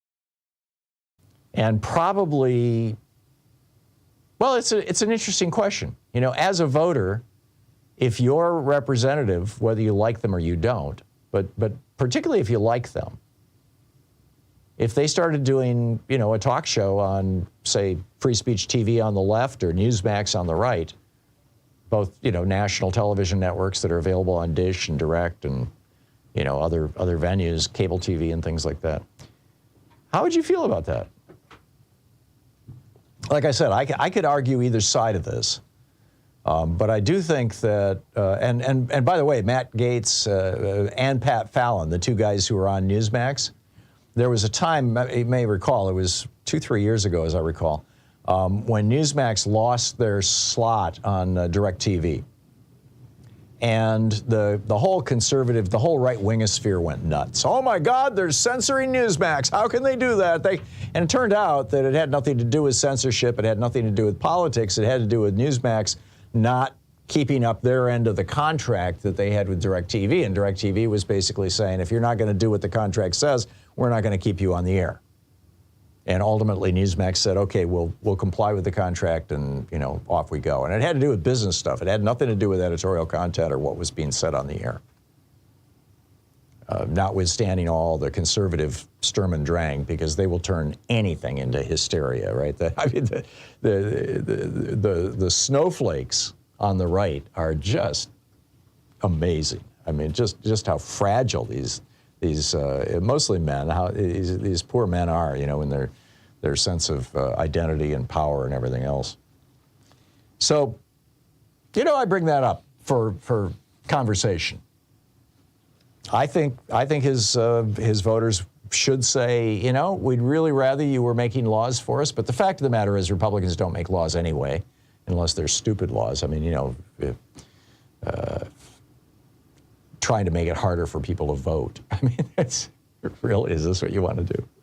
Yes, it is. Speaking of which, in Ohio, today is the day. Today is the last day. Yesterday was the last day of early voting. Today is the last day to vote in Ohio. And if you're in Ohio, I encourage you to get to a polling place and vote on Proposition 1 or Measure 1.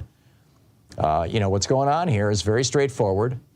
The Republicans in Ohio, who have insanely gerrymandered this state. In fact, let me just share with you some of the backstory on this first before I get to, what's going on. In 2015, roughly 70% of Ohio voters voted to end gerrymandering in the state. End gerrymandering. And this is, by the way, this is how bad the gerrymandering is in Ohio right now. Donald Trump won Ohio with 53.3% of the vote. 53% of the vote. But Republicans control 67% of the state house, of the seats in the state house, 79% of the seats in the state Senate. And yet, only 53% of the state is voting for Republicans. By the way, Sherrod Brown is up for re-election this year, the Democratic senator from Ohio. Check out his campaign. We should get Sherrod on this program. I mean, he's a good guy. He's been on this program a number of times. I've visited him and spent time with him in D.C. He's just a marvelous man and a good senator, a good legislator. But anyhow, that's how badly gerrymandered Ohio was. So in 2015, the people of Ohio said, undo the gerrymander. The Republicans ignored it. In 2018, there was another ballot measure. Again, 70% of Ohio voters said, end the gerrymandering. The Republicans refused to do it. So then in 2021, it was taken to the Democrats sued and took it to the Ohio Supreme Court. And the Ohio Supreme Court, and keep in mind, this is 2 years ago, the Ohio Supreme Court said, you have to draw new maps. This gerrymandering is unconstitutional. And the Republicans ignored them. And they said, tough luck. And so in 2022, the election was held with the gerrymandered maps that the people had voted down in 2015, had voted down in 2018, and that the Ohio Supreme Court ruled were illegal in 2021. They still did it. And they're going to do it in 2024. They're telling us. So number one, that's how bad it is in Ohio. That's how corrupt the Republican Party is in Ohio. But number two, a bunch of citizens, so the Ohio Republicans got together, and even knowing that the majority of Ohioans want abortion to be legal in the state, they got together and they banned abortion. So a bunch of Ohio citizens got together and got enough signatures to put a ballot measure on the November ballot that says we want to amend the Constitution of Ohio to, as many states have done, by the way, as many blue states have already done, to say that that we're going to legalize abortion in the context of, or within the framework, essentially, of Roe v. Wade. We're just going to go back to how the law was a year and a half ago. You can easily get an abortion in the first trimester. It's a whole lot more difficult in the second trimester. And in the third trimester, it's a crime to get an abortion unless the fetus is not viable or the mother's life is at risk. It's pretty straightforward stuff. So what did the Ohio Republican Party do? When they did some polling and they discovered that this thing was going to win by 55 to 58%. That's what the polling in Ohio shows. 55 to 58% of Ohio voters will vote in November to amend the Constitution to legalize abortion in Ohio. So they put a ballot measure up for an election that's happening today in Ohio that has only one thing on the ballot. And that is, should we raise the threshold to amend the Constitution from 50% of the vote plus one, in other words, a majority, to 60% of the vote plus one, a supermajority? And the only reason they're doing this is because they know that the abortion supporters have, at the most, 58% support. Now, I have a feeling this is not going to work for the Republicans in Ohio. But what they have done with this process is they've essentially outed themselves. They have shown to all the Ohioans, and not as if they didn't already know it. I mean, again, the gerrymandering was rejected in 2015 and in 2018 by 70% of Ohio voters, and yet the Republicans are still doing it. It was ruled unconstitutional by the Ohio Supreme Court. Republicans are still doing it. They're ignoring their own Supreme Court.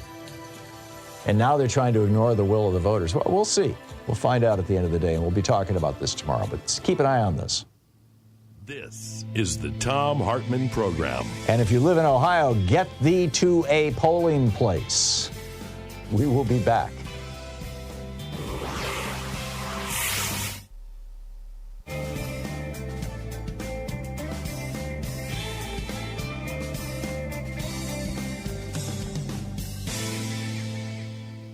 And welcome back. Janet in Denver. Hey, Janet, what's on your mind today? Mm-hmm. Hi, Tom. It's Janet. I really love your show. We are grateful for all you do for us, and we learn things from you every day. I want to piggyback a little bit on what you were saying before, which was I watch Newsmax, and I'm astonished in Real America's Voice. And they have these pro-young girls and a million different moderators, and it's under the guise of real news. And you're out there doing what you can do, and Amy Goodman is great, and there's a few other people that we get, but it's like the right is working. They're doing a full court press. They're beating us all the way around. And I know that there are billionaires on the left, and you have done your part, I think, trying to get more left thinkers on TV. And I want to hear your thoughts about, and you do say, do this, go out and vote in Ohio and do things like that. They say, go to this meeting, make this phone call, get this magazine for your child every month. They tell people exactly what to do, things people can do, and you do that. But we need much more of that. And I'd like to hear your thoughts about how to get more billionaires funding on the left and what people can, more things that people can do. And I just like to hear some of the things that you've done, if you know of anything coming down the pike, and what the rest of us can do to support the things you're talking about. Yeah. Back when Clear Channel was for sale for $1.2 billion, I wrote an open letter to Tom Steyer saying, why don't you buy this television network? They've got 900 radio stations. You could put progressive radio on a third of them and change the politics of America. I am convinced that Air America Radio is why Barack Obama became president in 2012, or in 2008. Had Air America not been broadcasting in 2008, I don't think Obama would have won. But the sad reality, Janet, and this is what we have to face, and we have to figure out a way around. The sad reality is that, if you're a billionaire, and it's a very rarefied club. I mean, there's about 800 billionaires in the United States. If you're a billionaire and you give money to the Republicans, you make more money because they will lower your taxes. If you're a billionaire and you give money to Democrats, they will raise your taxes. You will lose money. And that's why, number one, I only know of three. Well, actually, Tom Steyer, to the best of my knowledge, is not using his money politically anymore. I haven't seen any donations from Tom Steyer in years. And I think that was mostly a vanity project. He wanted to run for president. And Howard Schultz has outed himself as being a billionaire who just hates unions. He's not giving money to Democrats. So basically, what you've got is, there's a billionaire who owns one of the radio stations that I'm on. God bless him. He's doing good stuff. And then you've got George Soros, who does not support media. He supports institutions, the institutions that advance democracy in the United States and around the world. So, I think that there might be something about the psyche of what it takes to become a billionaire that leans people to the right. But there are in the neighborhood of 100 right-wing billionaires who are actively funding politicians, media sites, Dennis Prager, all these other things. And there are, to the best of my knowledge, no Democratic billionaires that are doing the same. Janet, I got to run.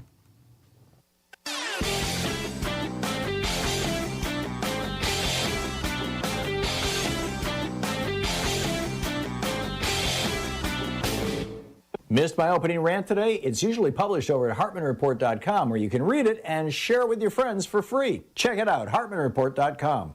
So why is it that Republicans insist on calling Democrats communists? I mean, this is all over the place. Donald Trump recently said, we're going to deny entry all communists and Marxists. Now, the real problem is, what do we do about the ones we already have who happen to be politicians? Nancy Pelosi, Schumer, Shifty Schiff. Ted Cruz told Fox News, Joe Biden has handed the agenda over to the socialists. And not just the socialists, this is now the communists. Today's Democratic Party believes in violence. They believe in mob rule, just like the communists and Marxists. And he goes on. Ron DeSantis, same thing. You see at a college campus, students flying the hammer and sickle from the old Soviet Union flag. There are no communists left in America of any consequence. There's certainly not a single elected communist, but we do have a really serious fascism problem in America. I wrote about this over at HartmannReport.com. It's titled, Why American Fascists Label All Who Oppose Them as Communists. Check it out.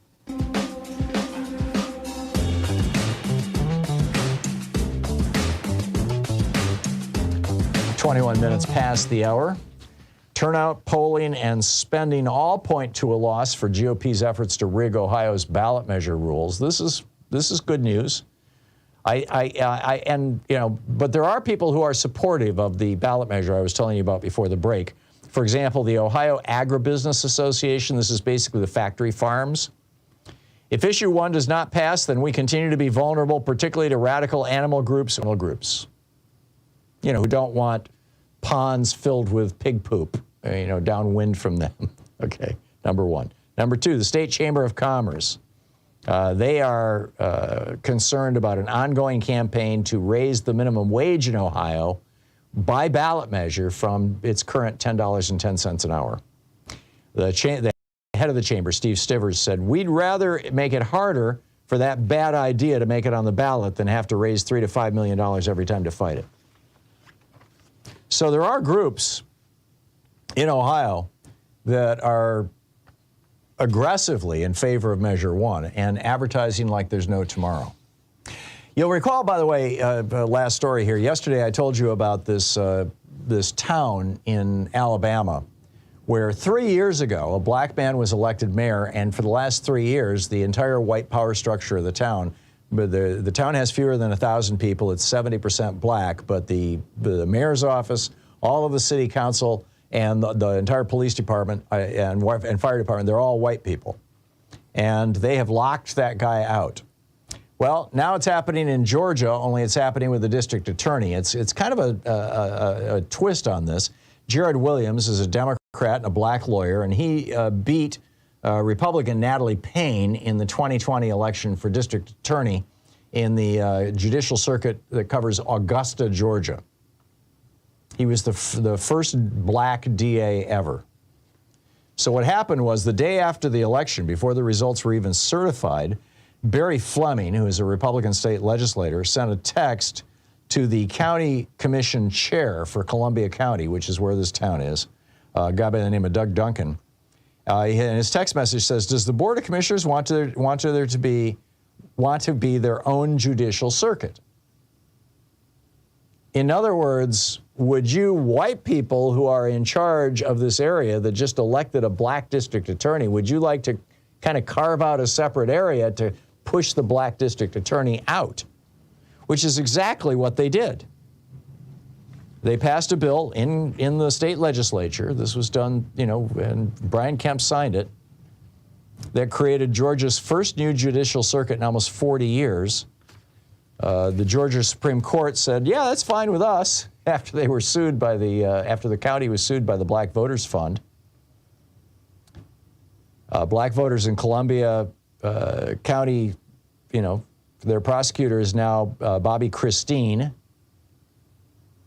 because the black guy now just is prosecutor for the little tiny district. The big district now is run by Bobby Christine. He was appointed by Brian Kemp, the Republican governor. He's a Donald Trump appointed U.S. attorney, or previously was.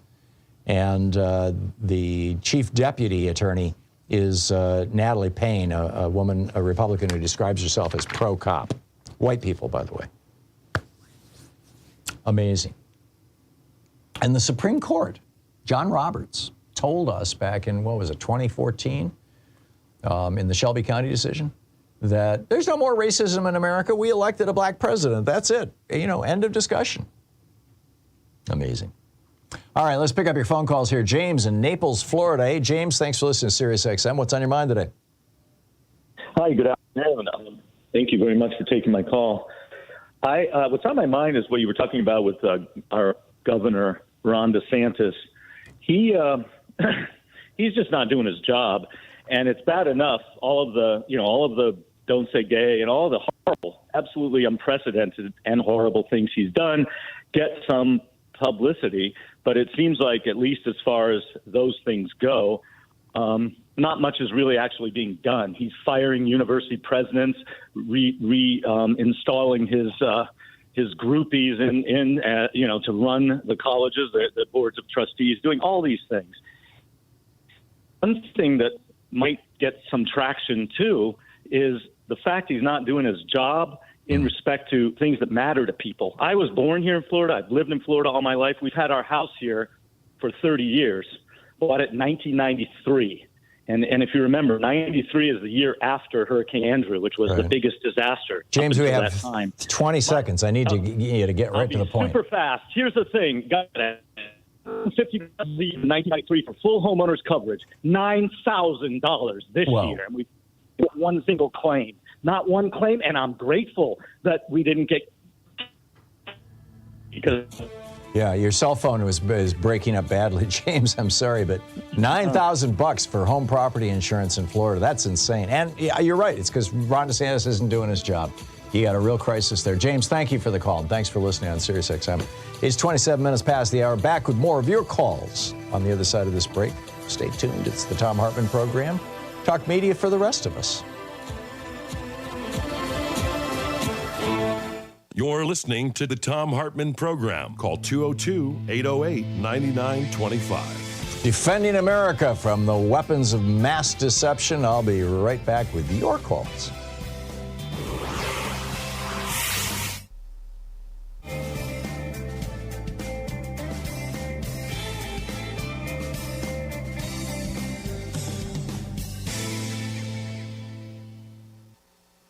Our book today in the Thom Hartmann Book Club is Tyranny, From Plato to Trump, Fools, Sycophants, and Citizens by Andrew Fiala.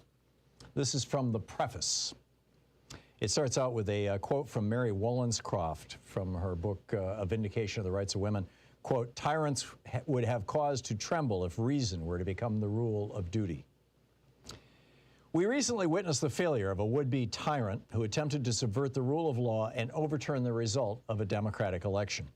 The American system was pushed toward a cliff, but constitutional guardrails slowed things down. Conscientious people pumped the brakes, and the system held. This was a lesson of tyranny averted. We should take stock and learn what worked and what needs improvement in our system and in our souls. And while the American crisis of 2020-2021 was frightening, a broader historical perspective helps. The threat of tyranny is common, but the cure is well known. It involves virtuous citizenship and a stable constitution. The tyrant's rise and fall is an old story. Consider, a plague descended on the nation as the tyrant ranted and raved, refusing to admit that he was the cause of the nation's ills. The tyrant lived in a fantasy world of his own creation. He refused to accept what was said by those who spoke truth to power. Instead, he listened only to those who flattered his ego and encouraged him in his delusions. The nation suffered profoundly under the tyrant and his plague. He tried to blame the plague on some other scapegoat. Members of the public were seduced by the tyrant and his sycophants to sacrifice everything on behalf of a lie. Violence erupted. When the awful truth was finally revealed, the chorus reached a tragic conclusion. Our lives were mere shadows, and then there's a block of poetry here. Our lives were mere shadows. Happiness fades away to nothing. The tyrant's fall reminds us that no human creation lasts forever. Plague and trouble make victims of us all. This is from Oedipus, the Tyrant, lines 1190. This is the story of Oedipus. It is also the story of Donald Trump. The players in this tragedy are found throughout history. They are the tyrant, his sycophants, and the moronic masses. The tyrant rages, the sycophants simper, the masses cheer and howl, fight and die. As the plague spreads, good things fall apart and decency suffers. This tragedy brings with it the risk of despair. The good news is that the cure for this disease is well known.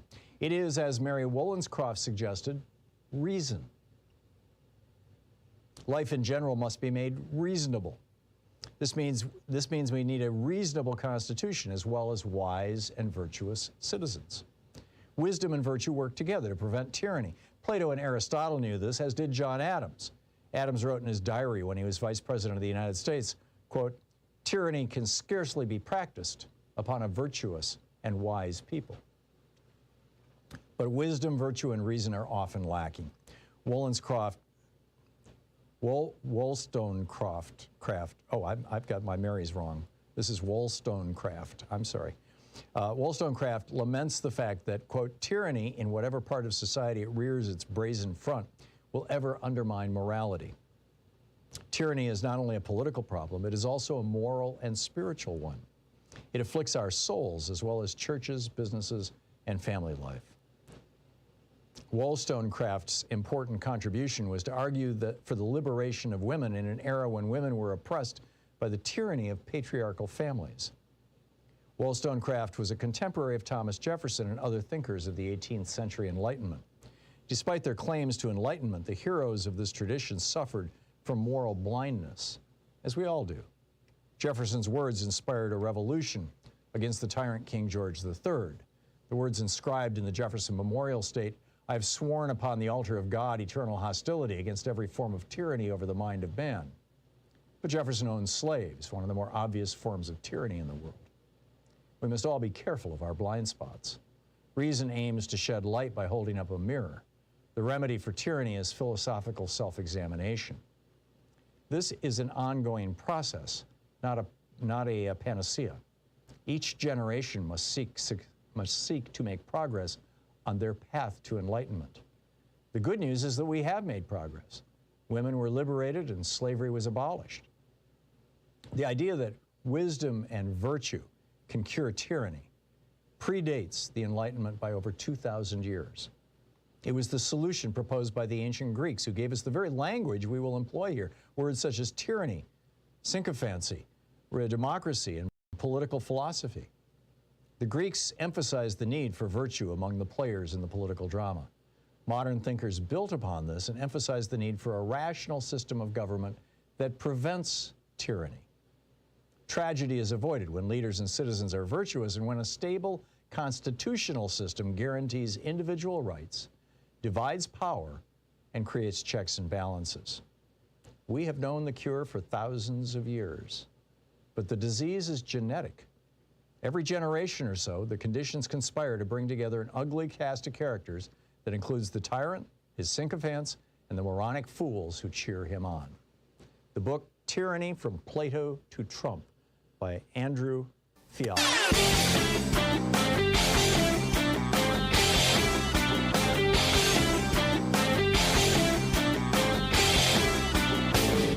Hey, if you like the rants that I open the show with every day, they're typically published over at hartmanreport.com. Check it out.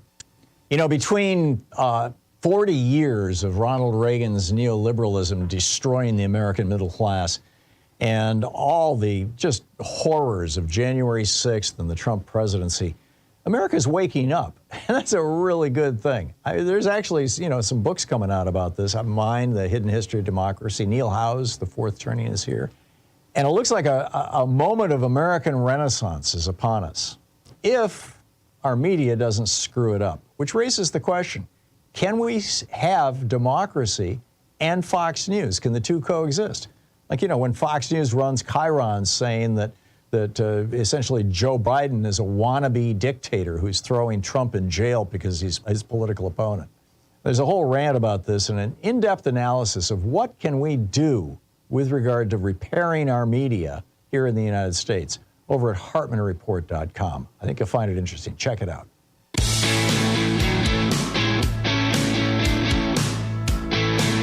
Welcome back. 35 minutes past the hour. Picking up your calls. Caroline in Kendall, Wisconsin. What's on your mind today?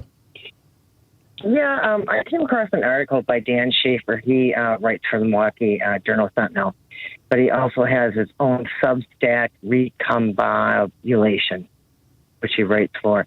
Mm-hmm. And he brought up a topic that nobody's talking about. Seems far-fetched when you first say it, but then when you think about it, it doesn't. And that is during the convention, if Trump loses, would he concede? Particularly meaningful for us because we're hosting it in Milwaukee for the Republican convention. Mm-hmm. Sounds crazy, but I thought, you never know. I know he's a front runner, but I can't believe he would. I just can't believe that he would be the front runner. Of the Republican Party. I just can't believe it. If he is, oh my God, I don't know. Just your thoughts. Well, I'm not sure the point that you're making. What's the question essentially? Well, there isn't a question. It's a comment. It was just an idea that I've never came across. We all talk about if he runs for presidency again, he won't concede. We all know that. That'll happen. What about with the Republican Party? He doesn't get nominated. Well, would that explode by itself the Republican Party finally?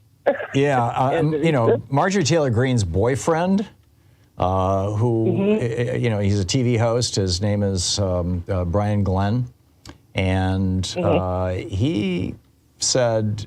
Here's the quote. He said, we've done enough in these states that we can ensure that this next election, either we're not going to see, wood paneling being put up in the windows to block people from poll watch. We're not going to see that anymore.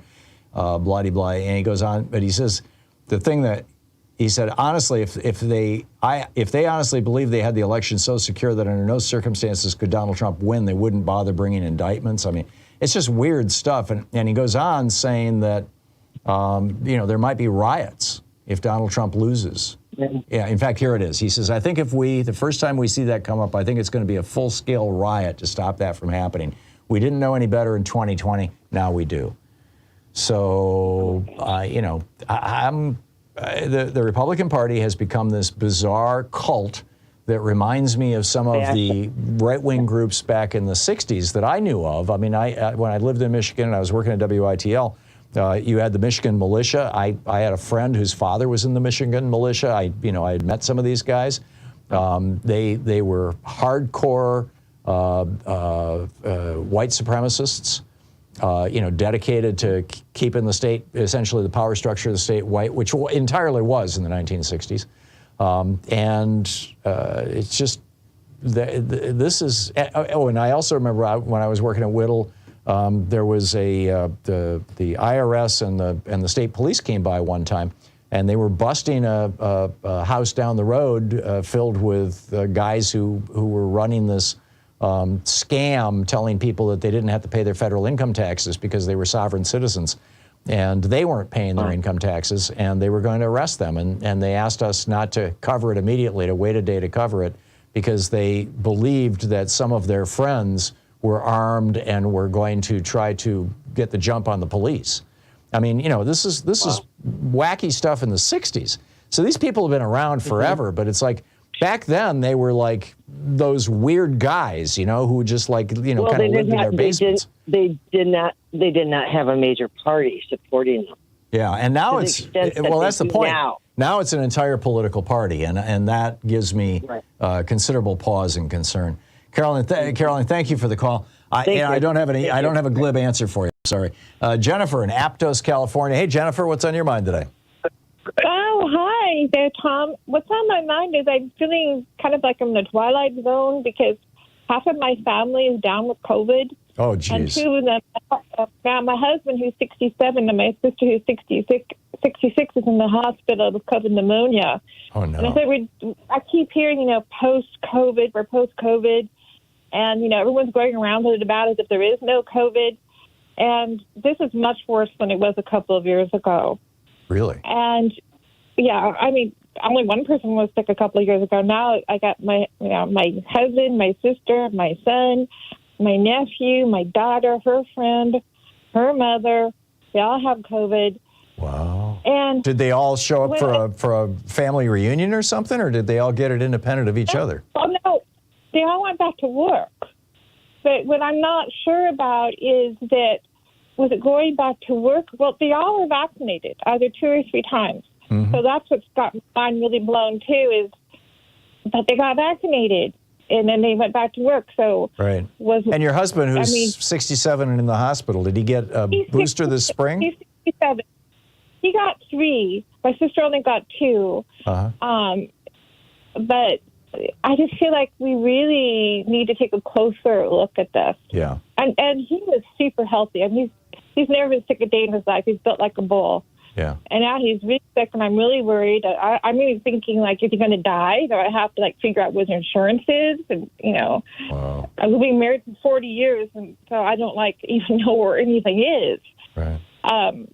So, I just feel like, are we in the twilight zone? Everyone is, going around. That's my understanding is that COVID is back, that it's coming back, that it's, somebody called yesterday and with a similar story, and Sean has reached out to Eric Feigl to see about getting him back on the program. I don't know how that's worked out, but it seems that, my personal guess on this, and this is, I have no medical credentials to back this up, but my personal guess is that a lot of people, apparently your family, stopped at 2 or 3 shots. I've had, I think, 5 now.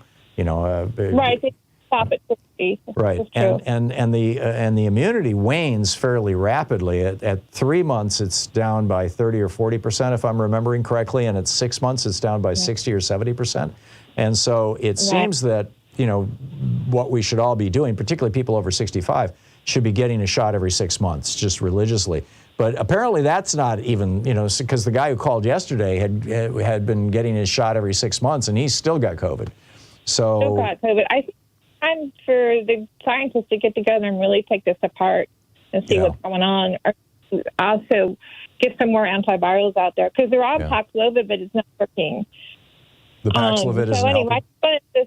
No, it's not. So I just wanted to say that, we need to stop saying post-COVID and say, it's happening. It's still happening, and let's just not stop. Let's just stop this pretend and put our head in the ground.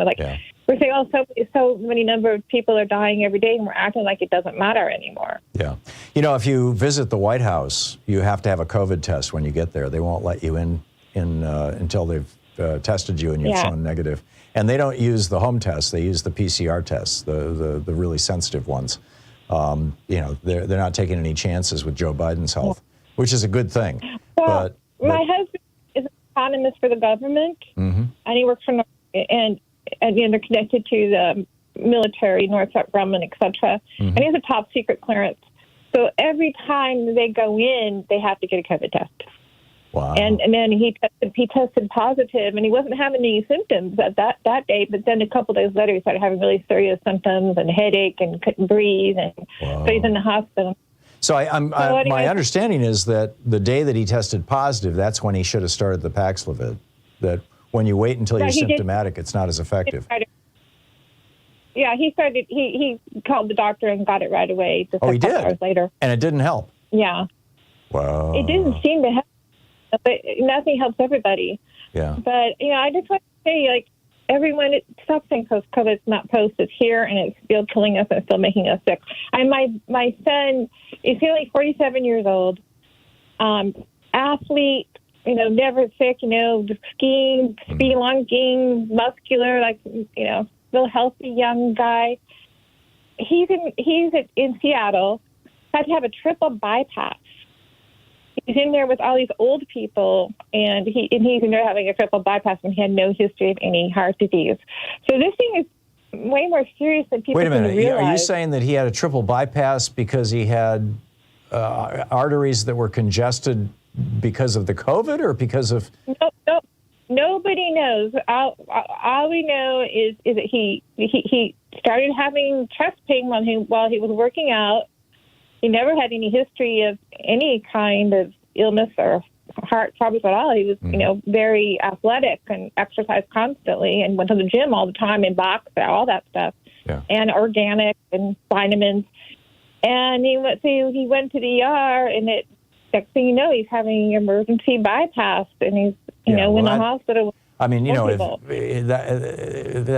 A, there might be a genetic component. B, maybe he eats a lot of dairy or something. I don't know, but there might be a genetic component. We really don't know. Yeah. But this thing is just far more. I mean, people think, because it always feels like for the cold or the flu, but it's really way more serious than that. Yeah. No, I get it. I totally get it. It can be. Yep. It's time to start being careful again. Jennifer, thank you. Thank you very much. And we will get, if we can't get Eric Feitelding on, we'll get somebody on who can tell us what's going on with this. Joe Eastman's got a newsletter, too, over on Substack. We'll be right back. You're listening to Thom Hartmann. Visit ThomHartmann.com for audio and video archives. It's 46 minutes past the hour. We'll be back with more of your calls in just a minute.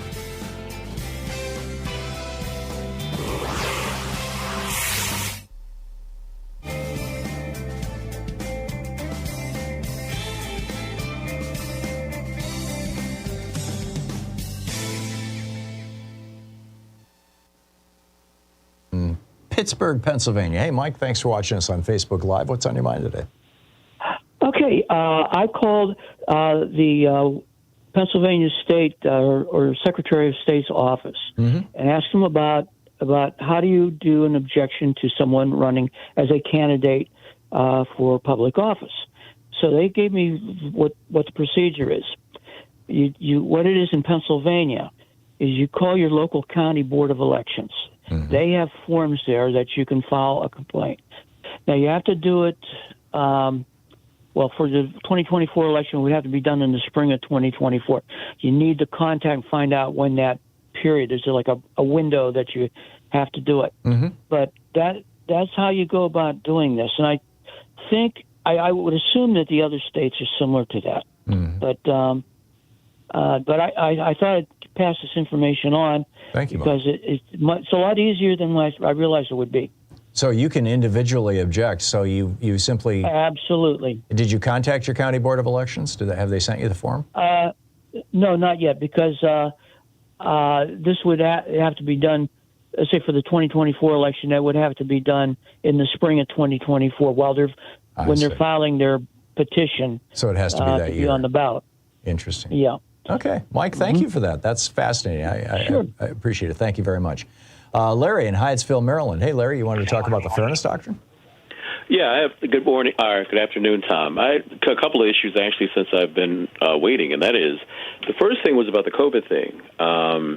Being in an area where there are a lot of federal employees, we were told recently to return to work, or Biden wants federal employees to go back to work, and the Washington area has a myriad of different federal agencies, and people here are not wearing masks or taking really any protective same here in measures with regards to this. So I don't quite understand the rationale behind this at all. This public health emergency being declared over is crazy to me. Yeah. Especially when we've got in our little neighborhood, there's 20 some odd homes in our neighborhood, and one home is filled with COVID right now.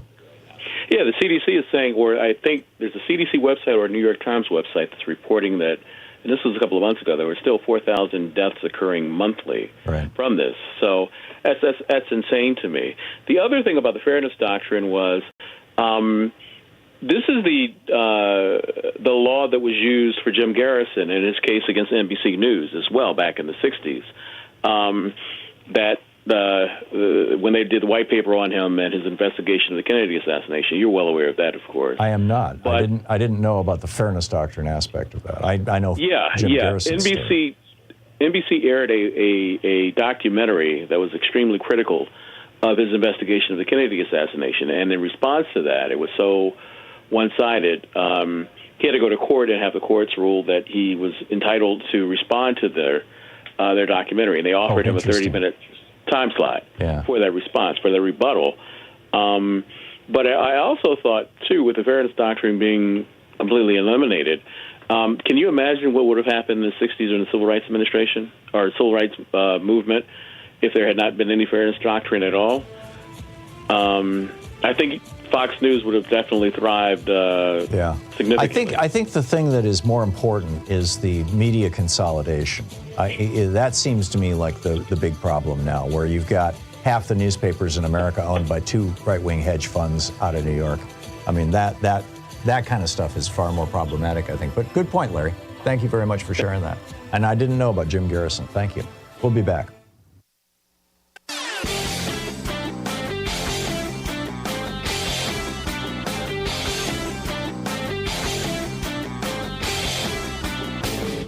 Hey, thanks so much for sharing our program and for reaching out to our stations and sponsors and letting them know that you're listening. It really means a lot to us. So we have this major culture war going on in the United States. You've got Republicans trying to ban abortion. They're trying to ban books. Not just trying to, they're actually doing all of these things. Banning books, banning trans girls in sports, attacking basically the entire queer community. Whatever they can to try to sow division and hate, promoting Nazi memes, talking about how, Jews are paying to have black and brown people replace white people and all this kind of stuff. Why are billionaires doing this? Why are they funding these people? I mean, billionaires don't care about crime. They live in gated communities with private security. They don't care about public schools. Their kids go to private schools. They don't care about public transportation. They fly in private jets. Oh, yeah, that's right. If they can get us fighting against each other, if they can get us hating each other, we will ignore their efforts to cut their taxes and deregulate their industries. There's a whole video about it at tom.tv. Check it out.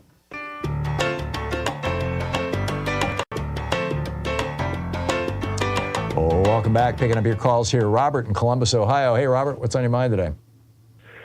Hey, Tom. First off, you missed one when you were talking about the donations to the issue one. Mm-hmm. The Catholic Church was kind enough to donate $1 million to fight issue one. Oh, gee. You mean in favor of issue one? Yes, sir. And the one that really got me was they had a debate, and they had the Secretary of State on, and his partner was the guy that's in charge of the Ohio Right to Life, which didn't make no sense. But what you were talking about, basically, we voted in 2015 to stop anybody from coming in out of the state. We passed a law saying that they can't come in because we had somebody who was trying to do recreational marijuana, and what they were wanting to do is it was going to be like 4 people that were going to be in control of everything. Mm-hmm. And that's what caused us to make that law. But if you get a chance, I don't know if you watch debates, but I swear they had Frank LaRose, our Secretary of State. If anybody that was paying attention, this guy was lying. Everything he said was a lie. And he's running against Sherrod Brown here in the next election, 2024. You're right. You're right. The guy, your Secretary of State, who kind of oversaw this whole Measure One thing, wants to take out Sherrod Brown. You're absolutely right, and he's a radical anti-abortion freak. Hardcore, and I'll tell you, I'm just hoping that Ohioans are waking up to say, look, we need to change this system, because I'll tell you, they had the governor on one of our shows called The Spectrum with Colleen Marshall. Mm-hmm. And she asked him a question, and I swear I thought the guy was going to swallow his tongue. She said, how does it feel to be in charge of the most corrupt state in the United States? Whoa. And he didn't know what to say. Yeah. I mean, he was which, you know what? She basically stated the truth because we are corrupt. What you said about our Senate and our House of Representatives, it's all gerrymandered, so they control everything. Yeah. Yeah. And that's not what a democracy is supposed to be. And they're ignoring a Supreme Court order, and they're ignoring that. Well, 2 votes of the people. And now they just got a new Chief Justice on the Supreme Court, and she's a Republican. And she's hardcore. Well, you know the governor's son is sitting on there, didn't you? No, I didn't. Jeez. Yeah, he's on the Supreme Court. Holy. So, well, you know what? Colleen Marshall, when she asked that question, it was the basic truth. Yeah. We are the crookedest state in the United States. Amazing. And they haven't done anything to do it. Now, what I was talking about is they had the minority leader, the Democrat, on the debate, and she was tearing them up. And she brought it up. She said, look, we just had one of our speakers of the House convicted and sent to prison, and the Republicans haven't done anything to try to address that situation. Right. And you should have seen Frank LaRose, the Secretary of State. He looked like somebody stole his roller skates or something. He was so mad. Okay. Well, Frank, excuse me, for the report from Columbus, Ohio. And it validates what I'm reading. So thank you very much. I appreciate that. Kurt in Akron, speaking of Ohio, Kurt in Akron, Ohio. Hey, Kurt, what's on your mind today? Well, thank you for taking my call. And I did vote no early. And Frank LaRose, he was actually my state senator up in Summit County, Ohio, before he became Secretary of State. And he was at Copley Heritage Day back in 2017 bragging about running for Secretary of State in 2018. So I brought up one question to him.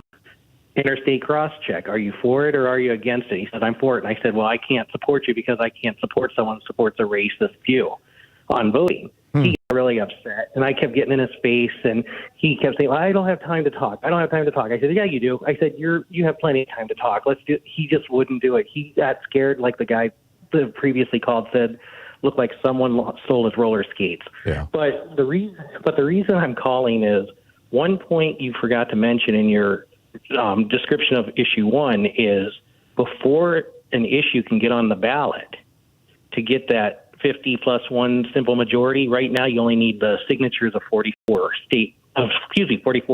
counties in the state of Ohio. Right. Where if this thing passes, God forbid, you're going to need the signatures of 88 of the 88 counties in order for it to get on the ballot, and then have to get more than 60% of that vote. And in some of those red counties, you'll just never get that number of signatures that you need, or it'll be exactly. Job. But you know what? I'm going to say this to the Ohio Republicans that may be listening. You know what? There may be a point where gun control might come up to an issue in the state of Ohio, and you've got to be careful what you wish for, Republicans. Yeah, there you go. Okay, Kurt, thank you. Thank you very much. Ohio weighing in on the program today. And, it's looking like this thing, Measure 1 or Issue 1, I guess it is going to go down in flames. But we'll know tonight. We'll talk about it tomorrow. We'll be right back. Lori Wallach is going to tell us about how the high-tech firms are trying to hijack artificial intelligence regulation. Stay with us. You're listening to Thom Hartmann.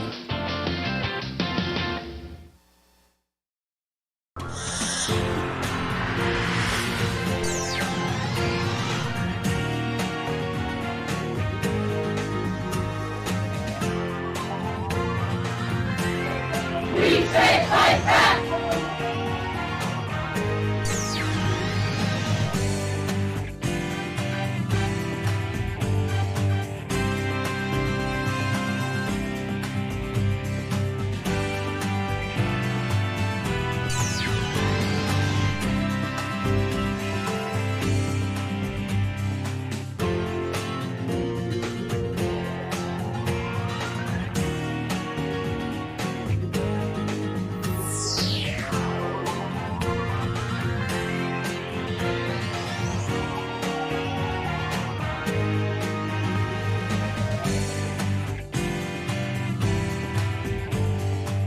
In addition to bringing you the Thom Hartmann program here on Free Speech TV and Video Media Online, we also have a whole set of ways you can interact with us and tools you can use to spread the word about the importance of democracy and the threats to it in our republic. First, there's your daily homework. Sue Nethercutt puts together a daily email newsletter that has a link to every story I discuss on the air, so you can find my sources and you can share them with your friends. It's free and you can sign up at thomhartmann.com. Second, I publish my daily take every day over at the hartmannreport.com website. That's also free if you want the daily 5 days a week rant in your inbox. No ads either. Third, we have the podcasts. There's the free One Daily Show that's advertising supported. You can find that wherever you get your podcasts normally. And then there's also the podcast of the entire 3-hour show with no advertisements, and that's available by subscription over at thomhartmann.com. So check them all out at thomhartmann.com and hartmannreport.com. Today is How to Get Rid of a President by David Priess. And this is from the chapter Rejected by the Party, starting on page 12, kind of mid-chapter. Presidents need not be thrown out at the polls on Election Day to find themselves dislodged from the White House. History shows us that a chief executive's own political allies can remove that incumbent when they perceive him as unpopular or unfit. Refusing to nominate a president for a second term, or better yet, getting the incumbent to realize that he should walk away before it becomes an embarrassing vote at the convention, does bring the party significant pain. But many politicians have calculated that discarding their own party's toxic president by internal action is better than waiting for the voters to do it. This dynamic remained absent for the first half century or so of American politics. George Washington, who didn't represent any formal party, set a precedent by stepping away from re-election after 2 terms.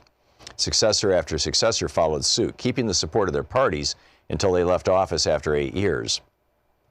Jefferson, Madison, Monroe, and Jackson lost the next election, both Adamses and Van Buren, or met the Grim Reaper, Harrison. John Tyler, if only in this one respect, was a trendsetter. He began a 6-president cascade of men who failed to appear on their party's ballot in the general election after their first term. One, Zachary Taylor, literally had no choice. Like Harrison, he died in office. The others, by staying alive through their 4-year terms, could have carried their party's banners again on Election Day. Not one did, as national agonizing over slavery and other tensions within each of the major parties made it difficult for any president to build and sustain a governing coalition. Of those 5 chief executives, only James Polk left with a solid reputation and a ledger of successes. He'd told Democrats upon his nomination in 1844, "I shall enter upon the discharge of the high and solemn duties of the office with the settled purpose of not being a candidate for re-election." And he stayed true to his word. It was just as well. Only 3 months after what would have been his second inauguration, he died at the age of 53. The 3 presidents who followed Polk, the forgettable series of Millard Fillmore, Franklin Pierce, and James Buchanan, shared 3 characteristics. First, historians routinely rank them among the nation's worst presidents. Second, and related to that, they took no responsibility for resolving the national moral failure of slavery. And third, no matter how they had attained office, they, like future presidents Chester Arthur and Lyndon Johnson, found themselves spurned by their own parties. The Whigs had learned in 1840 that a celebrity candidate seemed to have an easier route into the White House than a party regular. So in 1848, they nominated General Zachary Taylor, a recent hero of battlefields in the Mexican-American War. Despite his lack of solid political principles or any apparent passion for the job, just 2 years earlier he'd said with apparent sincerity, "I am not and never shall be an aspirant for that honor," Taylor won the election over Democratic candidate Lewis Cass. In July 1850, he became the second straight Whig general to president who couldn't make it to the next election alive. Vice President Millard Fillmore took his place. Fillmore had risen to prominence in New York's anti-Mason party dedicated to exposing and opposing Freemason fraternal organizations, but switched allegiance to the Whigs in the 1830s. In the first year and a half of the administration, inter-party rivals had manipulated Taylor better than Fillmore did, leaving him little to do but preside over the Senate and stew over his fate in a useless job. But as president, he was prepared to avenge perceived slights. Ahead of their expected dismissal, all the cabinet members whom Fillard had inherited from Taylor offered their resignations, which were quickly accepted by the new president. He asked them to remain in place for 1 month. They agreed to stay for 1 week. Fillmore would proceed to fire more previous political appointees than any of his successors had.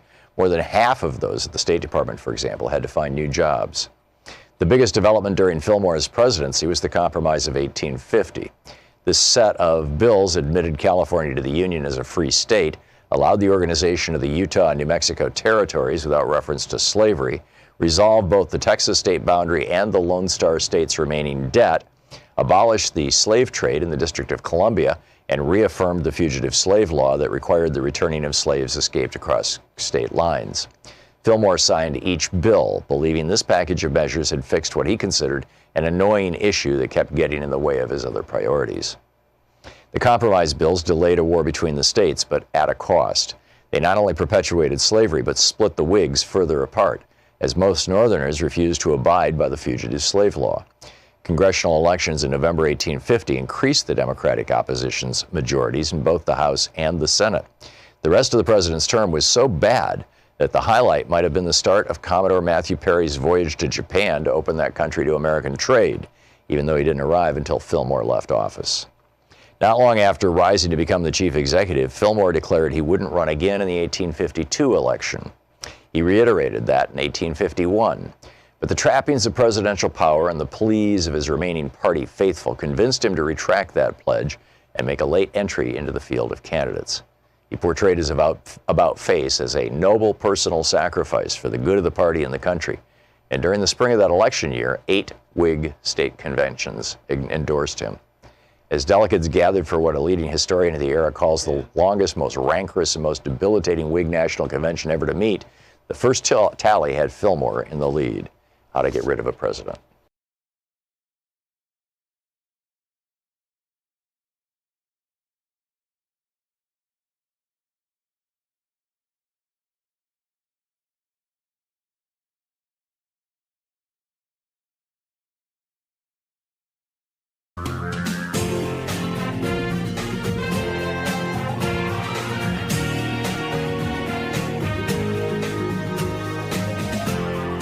This is the Thom Hartmann Program.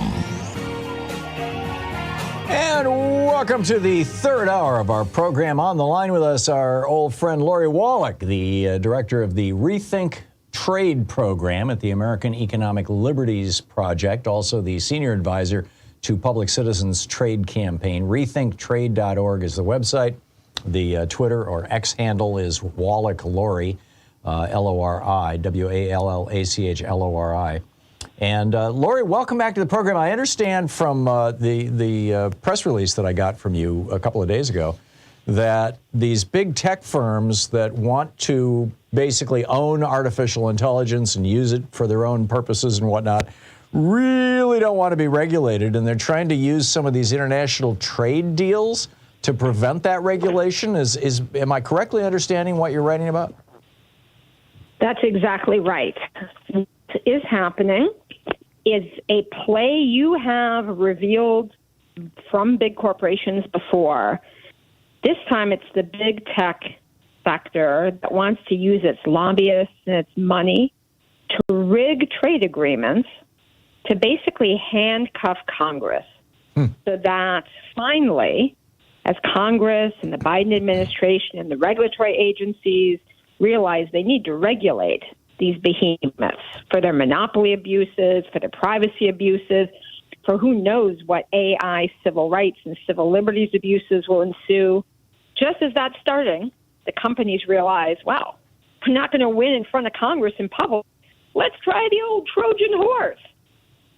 Now, my understanding... New rules. I'm sorry. They're trying to put new rules that would basically forbid regulation in trade agreements, even though they have nothing to do with trade. I get it. My understanding is that treaties actually supersede federal law. They become the kind of the supreme law of the land, short of the Constitution.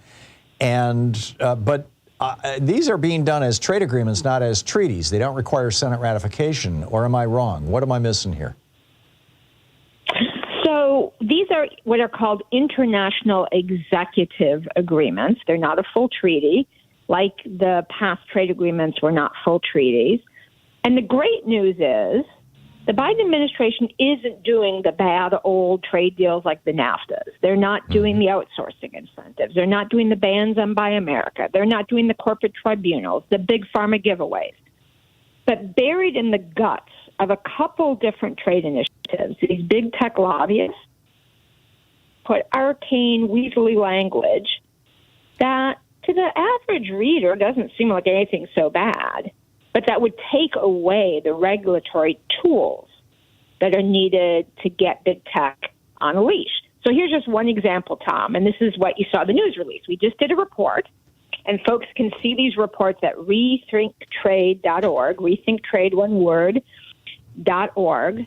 It's a study that shows the number one thing that Congress and the regulatory agencies need to regulate AI is transparency. They need to look at the algorithms in advance and make sure they're not racially biased or they're not invading our civil liberties. What the tech firms want is a new rule buried in the trade agreements that forbid any government from requiring disclosure of even detailed descriptions of algorithms. Wow. And it's framed in language that makes you think it's, oh, trade secrets, must be good for business. But what it is evading regulation. And the companies want to put 3 or 4 of those kind of rules buried in the hundreds of pages of trade language that basically they take away the ability of being held accountable. Now, when I was working on it, when I wrote this book, The Hidden History of Big Brother in America, I wrote at some length about the algorithms that are driving social media, for example, and how black box they are. We have no idea why it is that, you know, conservatives do so well on Twitter and Facebook and liberals don't do so well. But there are some indications that a lot of it has to do with how the algorithms are set up, and they absolutely refuse to reveal these, saying that they're trade secrets. Are they taking the trade secret path on the AI algorithms too? So trades mean you have a right not to have your confidential business information disclosed to another company, but a trade secret protection is what you get when you are required to give your information to the government, for instance, to show a drug is safe and effective, or that a pesticide is not going to give cancer. So trade secrets protections is a different thing. That means, like, if I say, Tom, you've just created the best flavor of blah, blah, but the Food and Drug Administration needs to make sure it's safe, you send that to me. You have trade secret protection as the creator of that. That me as the government, I can't show that to your competitor. Right. What this is a step beyond. This is saying the government can't see it. The government can't make sure it's safe. And that's what they already have trade secrets protections. That's already in the WTO. That's in U.S. law. No one's giving the information away. And in fact, interestingly, all the countries in the world have that WTO obligation not to do it. This is about you can't regulate. Or here's another one that will just, make your toes curl. They've got a rule that gives the companies absolute guaranteed control over our data. And it literally says, including personal data, as to where it can be stored, where it can be processed. Can you get it deleted? It explicitly forbids the governments from limiting the flows of data or limiting where it can be stored.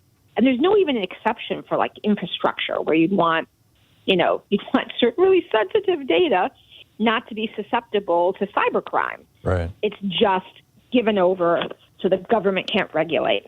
So these rules, they hope to slip into whatever trade negotiation gets done first. And they've been pushing this at the WTO, the big tech companies, for some years. Now they start trying to push it for the Indo-Pacific Economic Framework, which is a commercial negotiation the Biden administration is doing. They're pushing it for there's a U.S.-Taiwan commercial negotiation. They're trying to weasel it in there. It's like mushrooms after a rain. There's so many big tech lobbyists popping up with this nefarious language that basically what we all need to do, this only works, this kind of Trojan horse strategy only works if we're not aware. So we need to be running around with our mouths wide open, making sure our members of Congress, our local officials, because state law as well has privacy rules. We need to make sure everyone knows this stunt is afoot. They can't get away with it. So what can the average person do? I mean, we're not participants in the trade agreements. They're not being conducted or hammered out by our legislators that we elect. They will ultimately, I assume, have some say over them, but, in at least the ratification of them. But what can we do? Who could I call? What can I say? And who are the companies who are pushing this stuff? It's the biggest of the big, because they have the secrecy of the process, and they have a lot of official advisors in the trade advisory system, and it's all closed door, so it's easy to rig. And the people who can fix it are actually the members of Congress, not only because in the end they get to vote and have to decide, but also they can shape the agreements. So here's the great news, Tom. Senator Warren, Senator Klobuchar, Senator Blumenthal, Congresswoman Schakowsky, before he left, Congressman Cicilline, Congressman Takano, they've all started weighing in with the administration, saying, hey, be aware of this. There's some sneaky stuff we think is getting slipped into these agreements. Mr. President, you went on the State of the Union, and you used the word big tech and promised privacy for us, and our kids would be safe, and you break up these outrageous monopolies that are abusing all the smaller companies. And guess what? These guys are trying a backdoor attack to basically commandeer negotiations about something totally different, even for once, like legit stuff, like supply chain security and decarbonization of the world economy. And they're trying to ram all these poison pills in there. And so literally, for everyone, it's very simple. You don't have to have expertise. But again, if you want to get into the weeds or even look at the fact sheet version, if you go to rethinktrade.org, we have everything from fact sheets to the website showing all these corporate advisors to long reports, what it means for privacy, for anti-monopoly, for workers, and for AI regulation and civil rights. And all you need to do is just call your members of Congress, and literally all you need to say is, hey, I now am understanding the big tech lobbyists are trying to rig the new trade agreements. Can you please contact on my behalf the Biden administration's trade negotiators and make sure that they know you want your ability to save us from these abuses. They want specifically rules, with regard to AI. Rigged rules. Say again? Specifically with regard to AI, or more generally? The sneak attack is broad. This recent report is just on AI. There are really three different rules. One is the secrecy rules, which would undermine AI regulation. One is the corporate control over the data, which would undermine privacy and data security regulation. And one is some very stealthy anti-monopoly rules that would forbid the kind of laws other countries have passed and Congress is looking to pass that, for instance, just make things fair, like the App Store bill in the Senate, which says you can't have a monopoly or a duopoly on app stores. You should be able to pay for the apps you want, not just using Apple Pay or Google Pay, where they can, take the money away from you as a consumer and from the app developer. Or you should have the ability to know when you're getting a search response on an Amazon. Are they self-preferencing? Not allowed. Are they monopolizing the market by only putting their goods forward? The most basic monopoly bills would be made illegal trade barriers. Basically anything that has a disparate fact, even if it's because something is big, if it happens to be foreign, it's a trade barrier. It's an outrageous proposal. So those three things keep popping up. The industry wants to slip them in. Folks like Senator Warren and Senator Klobuchar, and frankly, Lena Khan, the chair of the Federal Trade Commission, they're following this and they find it and they get it pulled out. And then the lobbyists try and get it stuck in someplace else. So again, for everyone to call their members of Congress, everyone should have this number. It's the Capitol Switchboard, 20.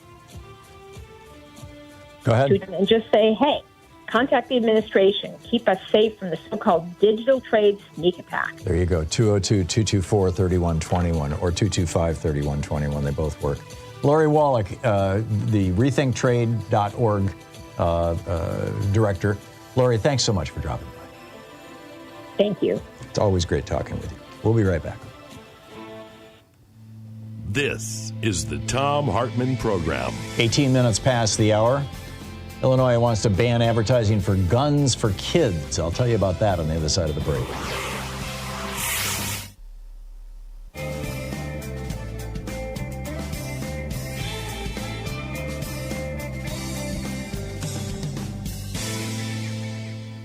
And welcome back, Mike in Elyria, Ohio? Yeah, Elyria, Ohio. Hey. Elyria, Ohio. What's up, Mike? Time to pile on Ohio. Uh-huh. Yeah, the House sent a bill to governor last January 22 that said they could not have any more special elections in August. Yeah, that's right. Now they signed, they made a bill where he did not have to sign for a special election in August of 2023. Right. To save money. It wasn't to save money. It was because they thought that they would have such low turnout that they could get it passed, this amendment that would require 2/3 or 60% vote instead of 50% plus one vote to pass a ballot measure. Yeah, the original bill was because it was going to save money. Yeah. Oh, I see. They banned August elections to save money, but then, yeah, my understanding is it's costing the state of Ohio more than $20 million to run this thing? Correct. Amazing. Exactly. Amazing. Yes, sir. Yeah. Yep. Well, thanks for all you do, Tom. Yeah, thank you, Mike. Thanks for the report from Ohio. Terry in Portland. Hey, Terry, what's on your mind today? Hi, Tom. I'm calling from my friend in North Carolina. She's had COVID 4 times, 71 years old woman. Oh, my. And she's trying to find out how long after COVID does she have to wait before she can take the Omicron vaccine, the booster. That's a question to ask she's her heard doctor. 1 month, 4 months, 6 months. She's asked everybody. Yeah. And keeps getting different results. Does anybody know? I have no idea. I don't know if the research has been done on that. I don't know if COVID and the vaccines have been around long enough that they would be even able to compile the data on it, but I would think. She's looked at CDC and everywhere she can think of, and we're just trying to find out, should she get the vaccine now? Or 4 times this last time she was really sick. Right. Did the COVID that she's had, was she vaccinated before she got COVID? Yes. Wow. She's been vaccinated and had the first booster now, but she hasn't had the Omicron one, Right. And does she have one of those jobs that pushes her out in the public? Sick. Pardon? Does she have one of those jobs that pushes her out in the public? Is that why she keeps getting No, it? she's 71 years old. She's retired attorney. So where's she getting the COVID from? Just going shopping and stuff? From North Carolina. Oh, I see. Yeah. Where everybody, nobody's vaccinated. They don't wear masks. They don't care. Yeah. She's there because her mom died, and she was from Oregon, or lived in Oregon, originally from North Carolina. Her mom passed, and she's taking care of, what you have to do. Right. And she's been 4 times she's had COVID, and this last time, really, really sick. Yeah. I was worried about her. Yeah, it and sounds I like was this. thinking maybe Tom's people would know. Yeah, I'm sorry Or I somebody. don't. I'm sorry I don't, Terry. But what I'm hearing, reading, leads me to believe that a lot of people thought that COVID had gotten weaker, but apparently it hasn't. Apparently it's the same kick your ass virus it always was. It's just gotten better at evading our immune system defenses. So Right, especially these different variants. Yeah. Okay, Tom, thank you. Thank if you, anybody Terry. knows, call Tom and answer for me. Thank There you go. so much, Okay. Tom, for taking my call. Thank you, Terry. Good talking to you. It's 22 minutes past the hour. We'll be right back. Stay with us.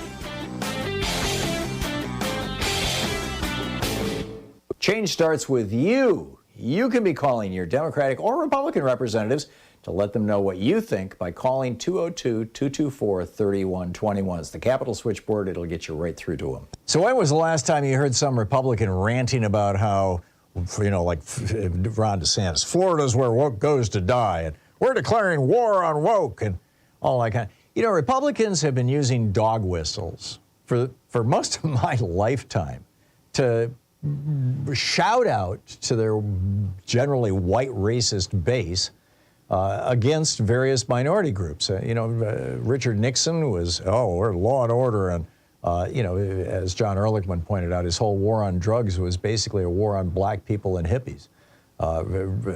George Herbert Walker Bush had Willie Horton.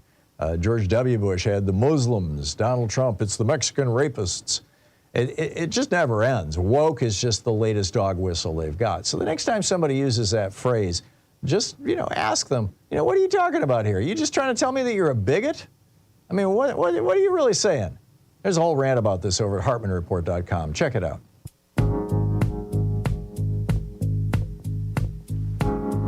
And welcome back, 24 minutes past the hour. So Illinois is set to ban advertising for guns that are designed, that are being marketed specifically to kids or to militants, which is interesting. The prime exhibit is in Democratic Attorney General Kwame Raoul's effort is the JR-15, writes ABC News, a smaller, lighter version of the AR-15 semi-automatic rifle, advertised with the tagline, "Get 'em one like yours." It's specifically marketed to children. Governor J.B. Pritzker of Illinois has also signed a ban on semi-automatic weapons this year, a law that gun rights advocates are challenging, the gun nuts are challenging in federal court. This would make Illinois the 8th state to allow lawsuits against gun manufacturers, by the way. This is another piece of this legislation that Pritzker just signed. The Attorney General says that this would, the precedent for this is in the 25-year-old settlement with the large tobacco companies, and more recently, the advertising for vaping. Remember Joe Camel back in the day when the Camel cigarettes were using cartoon characters to advertise their products to kids, and they got stopped from doing that by federal legislation. This would do the same thing, only at the state level. And then, of course, the National Shooting Sports Foundation says, but wait a minute, we're not tobacco, we're protected by the Second Amendment. A doctrine that didn't really exist about the Second Amendment until Sam Alito and Antonin Scalia decided to, triple down on it in the Heller decision. And so, anyhow, the states that have similar bans, or plans, to ban guns marketed to children include New York, New Jersey, Delaware, Washington State, California, Hawaii, and Colorado. And this shooting sports group has filed lawsuits against all of those states, except Colorado. They haven't sued Colorado yet, but it's assuming that they will. And but the laws are in effect everywhere except New Jersey. In New Jersey, they've succeeded in getting it put on hold. But good on J.B. Pritzker. I mean, Illinois has a great governor here. And he's doing good work, and it will specifically outlaw advertising for firearms that produce a public safety threat, that's the marketing to radicals, or appeal to children, militants, or others who might later use the weapons illegally. The state is trying to stop mass shootings. Stop mass shootings, stop the weapons that are used for mass shootings. But now this company wants to sell them to 10-year-olds. It's amazing. We'll be right back with your calls. Stay with us. You're listening to the Thom Hartmann Program. Call 202-808-9925. I do have to tell you first, though, about a new study showing that there's an association between gun culture and insecure masculinity. I'll tell you about that after the break.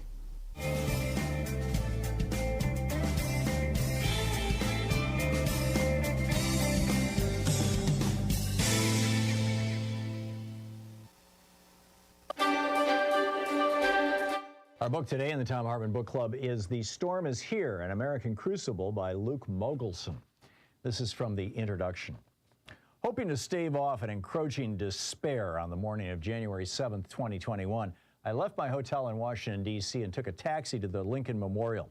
I was looking for sanctuary, and an open-air chamber designed to resemble a temple seemed as likely a place to find it as any. I'd been there once or twice before, passing between the marble columns. You weren't humbled into silence as much as welcomed by it. When I arrived this time, however, the monument was closed. Squad cars were pulling up, officers expelling a braying crowd, a mob, excuse me. Many of the people wore red MAGA hats and Trump 2020 shirts. I asked someone what had happened. It seemed that a woman had been posing for pictures with a Gadsden flag "Don't tread on me," below a hissing snake on a yellow field, when an officer advised that such displays were not allowed. A fracas had ensued, and now the Trump supporters converged at the bottom of the steps, the same steps from which, in 1963, Martin Luther King delivered his "I Have a Dream" speech, and the crowd then began calling the officers Nazis, Marxists, and pigs. Young men in blazers waved their middle fingers. "Christ is king," they chanted. "Aren't we the pussies?" a little bald man asked.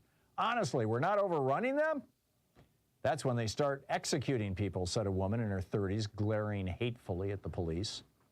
It occurred to me that some of the officers impassively absorbing this abuse probably had friends in the hospital. Less than 24 hours earlier, I had watched Donald Trump tell a similar, though much larger, mob assembled on the far end of the reflecting pool that extended behind us, quote, "If you don't fight like hell, you're not going to have a country anymore," end quote. Thousands of people, many armed with bats, clubs, whips, and other rudimentary weapons, had proceeded to march up the National Mall. At the Capitol, they had wounded around 180 law enforcement agents, smashed through doors and windows, and frantically hunted for politicians determined to sabotage the peaceful transition of power. Some carried nooses, barked racial epithets, assaulted journalists, and called for the vice president to be lynched. On the Senate floor, I watched Trump supporters ransack desks and steal confidential documents. A bare-chested man in a horned headdress wielding a spear pronounced Mike Pence an effing traitor. Then he led the rioters in prayer. An officer who suffered a stroke after being maced would later die. Now it was not the police, but the Trump supporters who were outraged. Once again, they believed they'd been wronged. Once again, their sense of injury was blistering. The woman with the Gadsden flag was a pastor from Los Angeles. "I know that had to be Antifa," she said of the attack on the Capitol. "I know it did, because everyone here," she gestured at the livid crowd berating the police, "there's such a spirit of community." She began to weep. "How dare they?" she demanded of the officers. "What is wrong with this country? This is not my America. I don't understand." That made two of us. I could think of only one question to ask. Where do we go from here? The pastor wiped her tears. Her suffering was vast. "I will tell you this," she sobbed. "I will not turn the other cheek to what's not right. This is not right. This is not right." The first epidemic I reported on was in West Africa in 2014. Although Ebola was far more deadly and contagious than COVID-19, the international response is inadequate. Liberia's largest slum, a dense warren of crude squatter dwellings in a narrow peninsula that jutted into the Atlantic from downtown Monrovia, was a formidable early hot zone. Below a canopy of rusty sheet metal, some 80,000 denizens lacked running water, relieved themselves in the cramped gaps between walls, and repurposed detritus as a bulwark against eroding riverbanks. As the virus wiped out whole families, the Liberian military sealed off the encampments with ramparts and barbed wire. Gunships patrolled the coast. Crime spiked. Panic spread. Soldiers fired on people trying to escape. The community looked doomed. After 10 days, emissaries from the slum prevailed on the government to end the blockade. In exchange, they agreed to implement a suite of precautions, identifying and isolating sick people in their homes, tracking down their recent contacts, and vigilantly monitoring each individual for a period of 3 weeks, the maximum amount of time that the virus was known to incubate before manifesting symptoms. Normally, all this should have been the responsibility of medical professionals and epidemiologists. In the slum, though, the job fell to locals. Against most expectations, within a month, the Ebola outbreak had been contained. Monrovia was not an aberration. In the absence of rescue by the world and their own governments, which were among the poorest on the earth, West Africans proved remarkably adept at helping one another to survive. Neighborhoods mobilized, healthcare workers volunteered, secluded villages formed ad hoc task forces to oversee sanitation, quarantines, and mandatory social distancing. Education was crucial. Initially, conspiracy theories abounded. Some West Africans embraced a rumor that the virus was a ploy to solicit foreign donor money. Spiritual healers proffered metaphysical explanations for the vagaries of death and illness. In one remote hamlet I visited in Sierra Leone, The chief had been told that somewhere a commercial plane had crashed. For every passenger who died, a villager must as well. The book, The Storm is Here, by Luke Mogelson.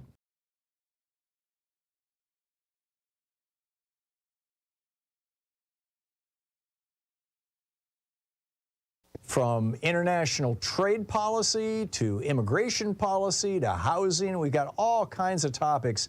The wars between Republicans and Democrats, the Republican efforts to induce fascism in the United States. A great selection of opinions will be found over at HartmannReport.com.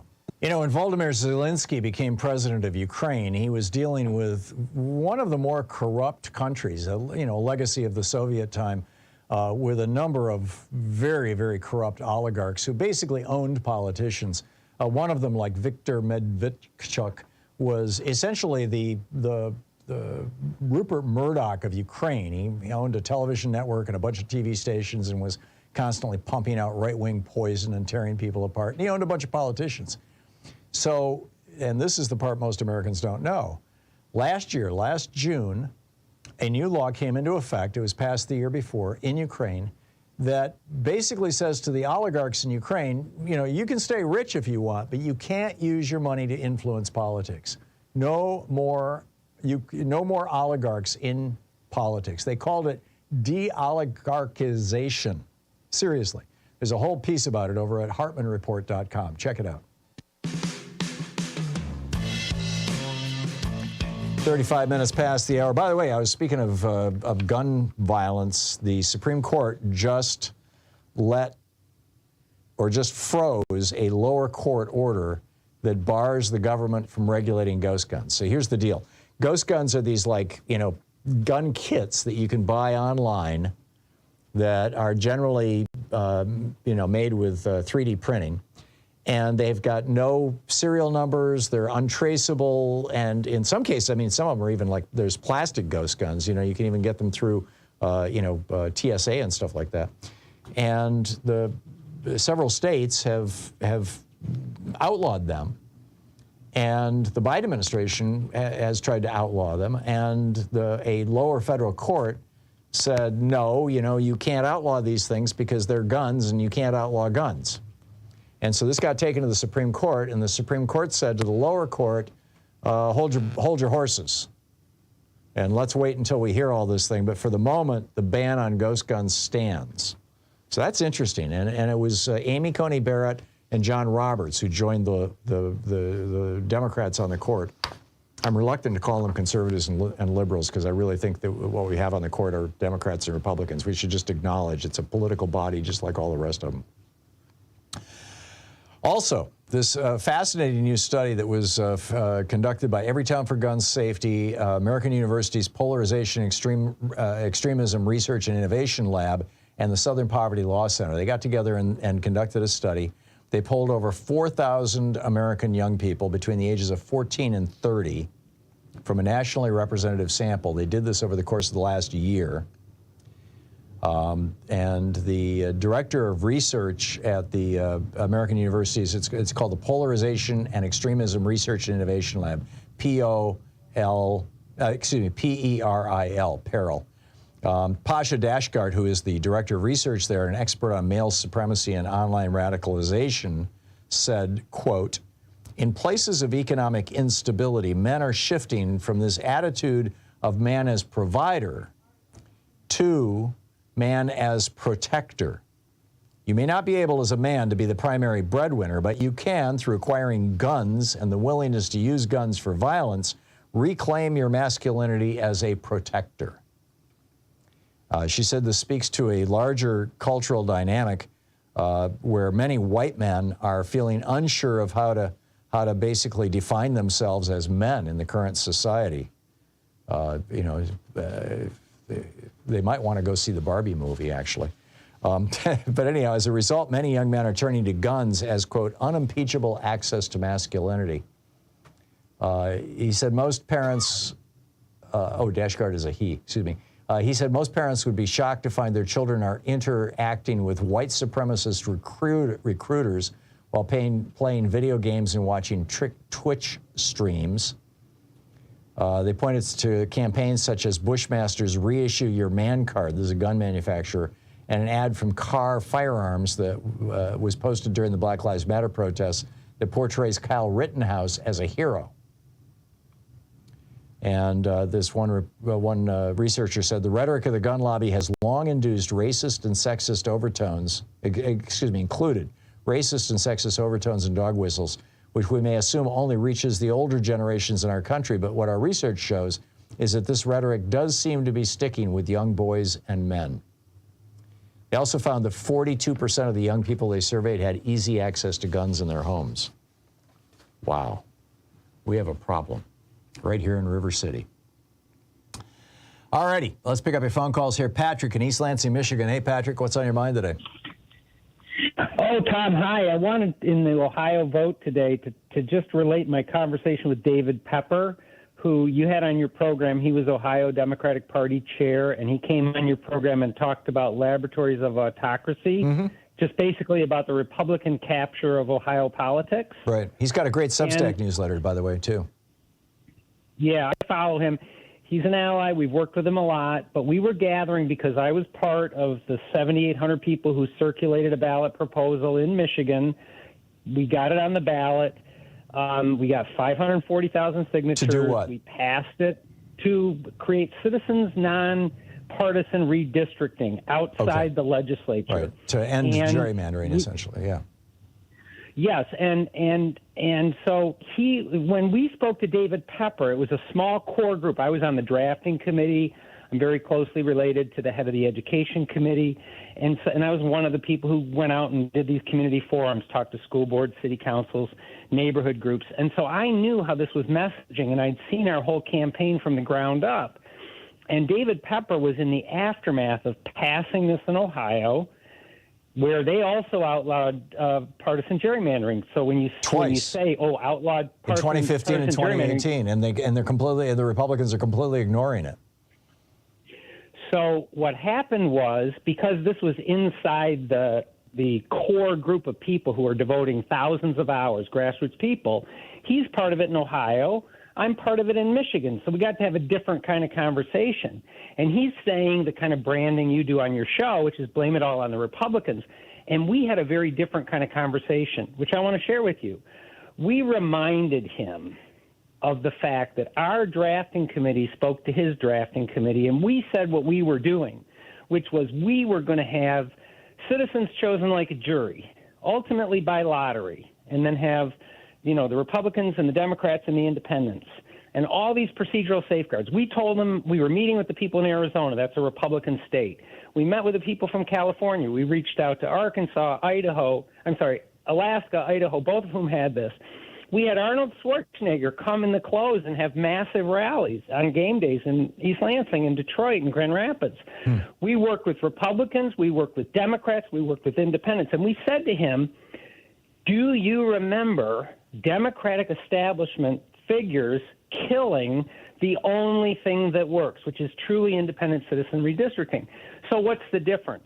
The difference is we knew Fox guarding the chicken house. You put it in the legislature. They were swinging for the fences. We'll get the legislature back. We can't release our grip. You get people to support it, and then it actually works. So they made a different bargain, a devil's bargain, and it got captured. It got captured because, as we told them at the time before ink went to paper, you got Supreme Courts in other states already, Virginia, North Carolina, now Alabama, thumbing their Texas, plumbing their nose at, and then their Supreme Court's overlooking it, and then the U.S. Supreme Court doing nothing about it. We already knew the playbook.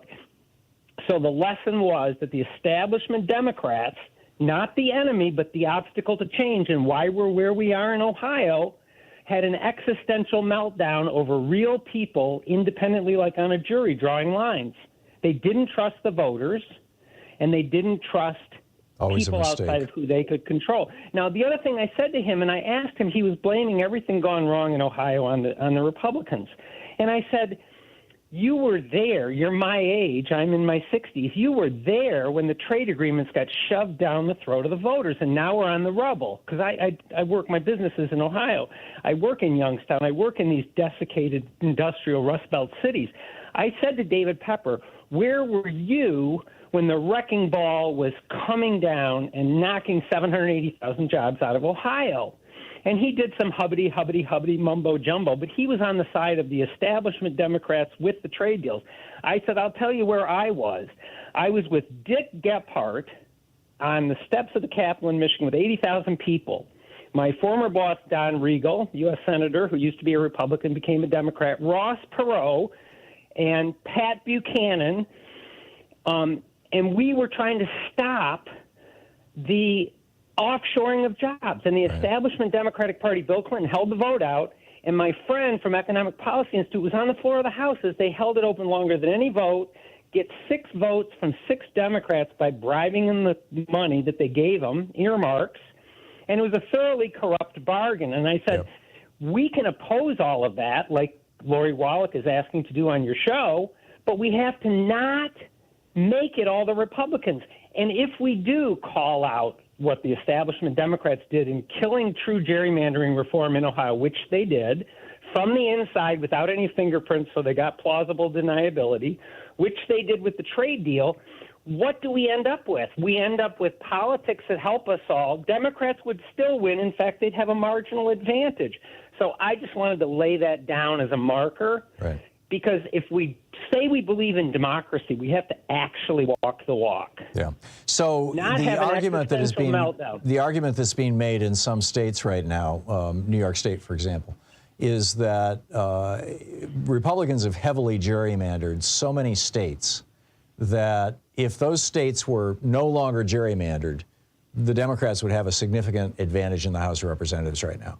But the Republicans control the House because of gerrymandering in red states. And that blue states, by going to citizens' commissions, as California has done, are basically, handing the elections to the Republicans because they're surrendering on the battlefield. Instead, that blue states should be gerrymandering as aggressively as red states are, because I'm talking solid blue states, not purple states, because they're not going to fall into Republican hands. And this is. I'm guessing this was probably the theory in Ohio when Democrats blew it up. But you're saying... Well, here's the answer. You're echoing exactly what David Pepper said. And you're saying that's a lousy argument. I'll tell you the answer. I gave him my answer to that. I said we had a proof theorem where we got a scientific experiment, Michigan and Ohio. It worked in Michigan. Democrats got the majority. Republicans might win back the House this coming election. But it's fair, and people accept it, and it passed by 58%. Right. We have the hot hand. Now, our plan, not their plan, made it into H.R. 1. And it would be made national. And Biden fell down, and the establishment Democratic Party is protecting him in not making a filibuster exception to pass H.R. 1 and put the Michigan citizens redistricting on the ballot Manchin for the whole and country. Sinema. Manchin and Sinema refused. No, Manchin came along. I was very much involved in that. Manchin came along, and I said to David Pepper, because we were having the whole Sinema meltdown at the time, and Manchin came along. We were 1 vote short.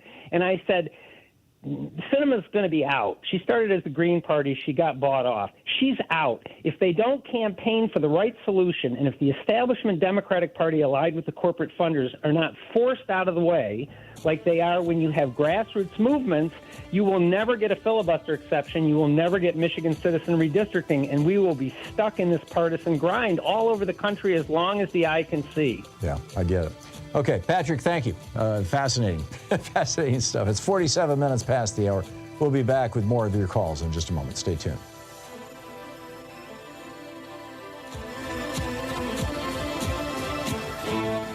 You're listening to Thom Hartmann. Visit ThomHartmann.com for audio and video archives. It's your media support group for We the People. We'll be right back with your calls.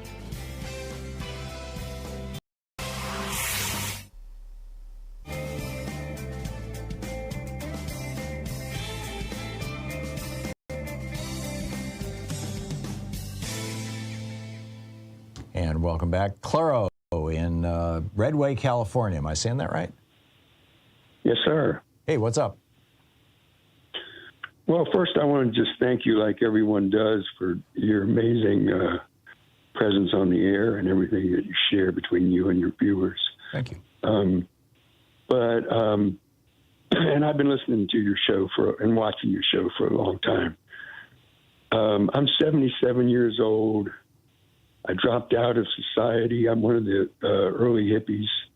Dropped out of society in 1970 when a friend of mine who was a hippie, I wasn't, helped me, turn me on to the connection between health and food.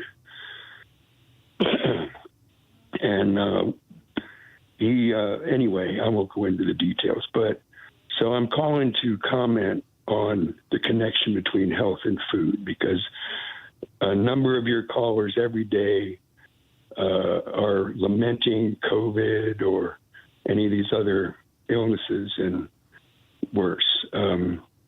There is a connection between what we eat and our health. So basically, there are three foods. There are three food categories that are detrimental to the liver, and the liver is the master organ. So it's flour products, alcohol, and pharmaceuticals. Flour products is something that most people don't understand. That means anything, and what it has to do with is the particle size. I don't want to go into all the details. You've got other people waiting to call. Yeah.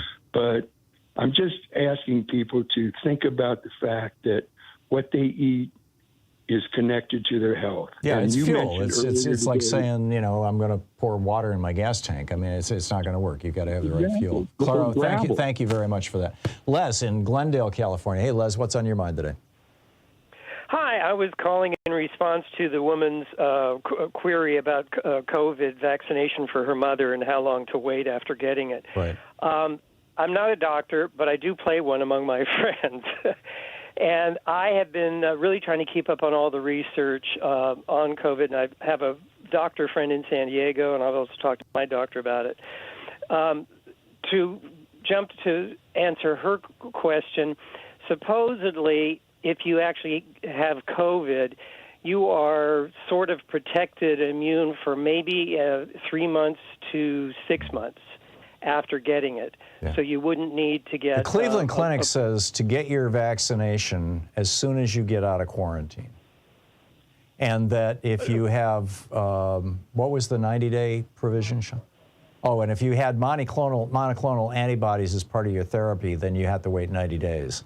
But otherwise, as soon as you're out of quarantine, as soon as, basically you're, 10 days post-COVID or something like that, get the shot. That's what Cleveland Clinic says. Officially on their website. Yeah. Huh. Because that's we looked it up. Different. Yeah, good. Well, the other thing that I wanted to say is that what's most important is the Omicron variant vaccination. It came out a year ago, September. Only 24% of Americans got that booster, and that's the most important one because that's the strain that's in circulation. Yeah, that's the one that's kicking people's asses right now. Yeah, I'm with you. Right. Yeah, Les, thank you. Thank you for that. I appreciate it. It's 52 minutes past the hour. We'll be back in 60 seconds. Stay with us.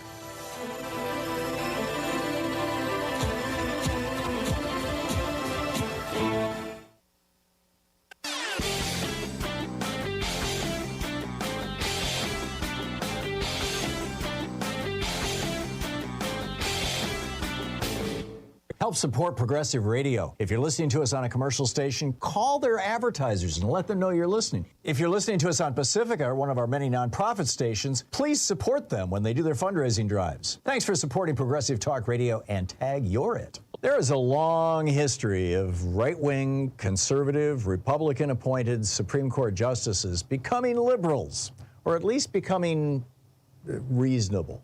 Earl Warren is probably the best-known example. He was, a right-wing governor of California. He was a hard-ass Alameda County prosecutor, a district attorney, and when Eisenhower put him on the court, a year later, he did the Brown v. Board of Education case. He ended discrimination, racial discrimination in schools, or at least, tried to end it. So why are Republican billionaires now sucking up to conservative members of the Supreme Court? In my opinion, it's not a quid pro quo. They're not trying to get specific votes on specific issues. They're trying to prevent them from doing what Earl Warren did, which is waking up and voting for the benefit of America rather than just their patrons. There's a whole piece about this over at HartmannReport.com. Check it out.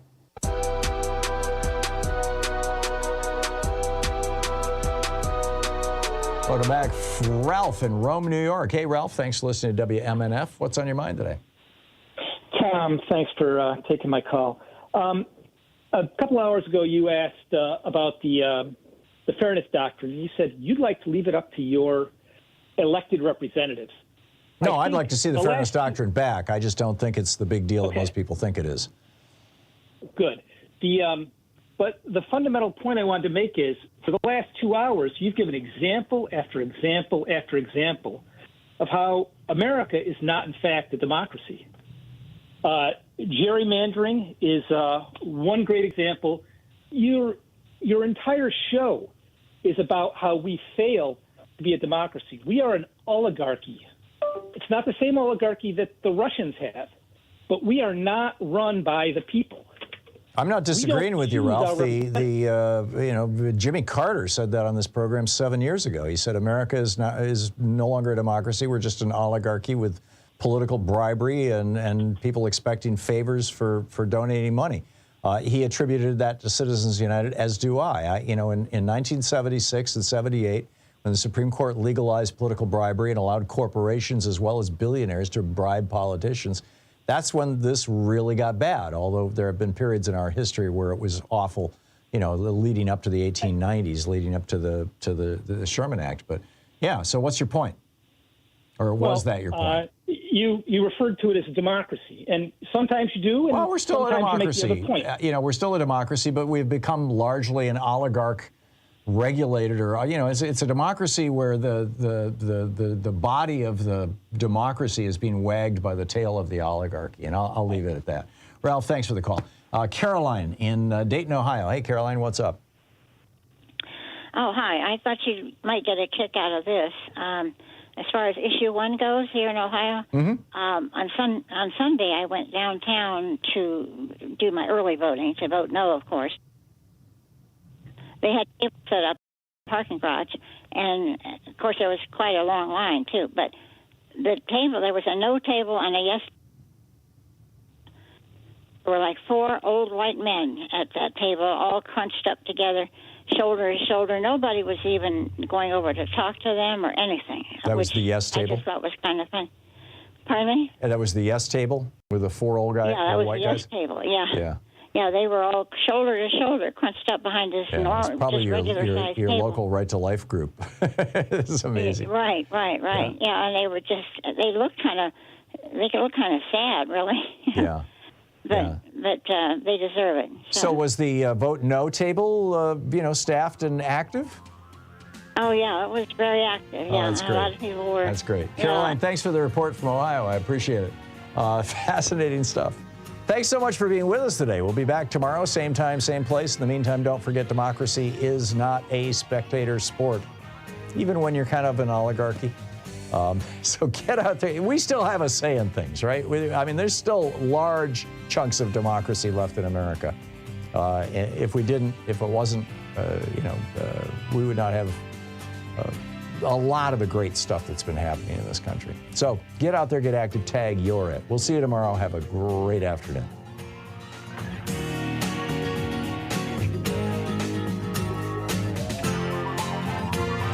You've been listening to Thom Hartmann. For audio and video archives, visit ThomHartmann.com.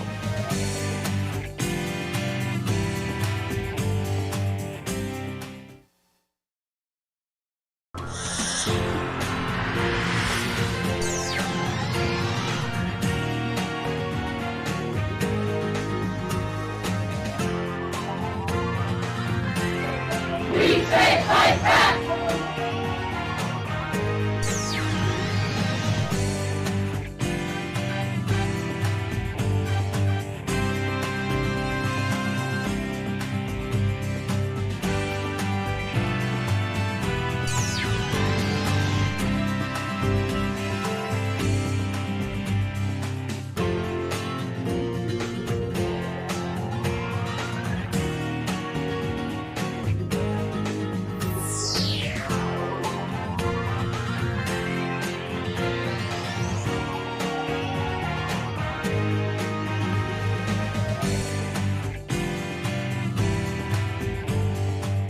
In addition to bringing you the Thom Hartmann program here on Free Speech TV and Video Media Online, we also have a whole set of ways you can interact with us and tools you can use to spread the word about the importance of democracy and the threats to it in our republic.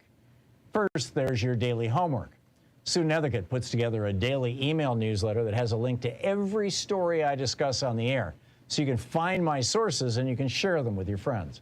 It's free and you can sign up at ThomHartmann.com. Second, I publish my daily take every day over at the HartmannReport.com website. That's also free if you want the daily 5 days a week rant in your inbox. No ads either. Third, we have the podcasts. There's the free 1-hour version of our daily show that's advertising supported. You can find that wherever you get your podcasts normally. And then there's also the podcast of the entire 3-hour show with no advertisements, and that's available by subscription over at ThomHartmann.com. So check them all out at ThomHartmann.com and HartmannReport.com.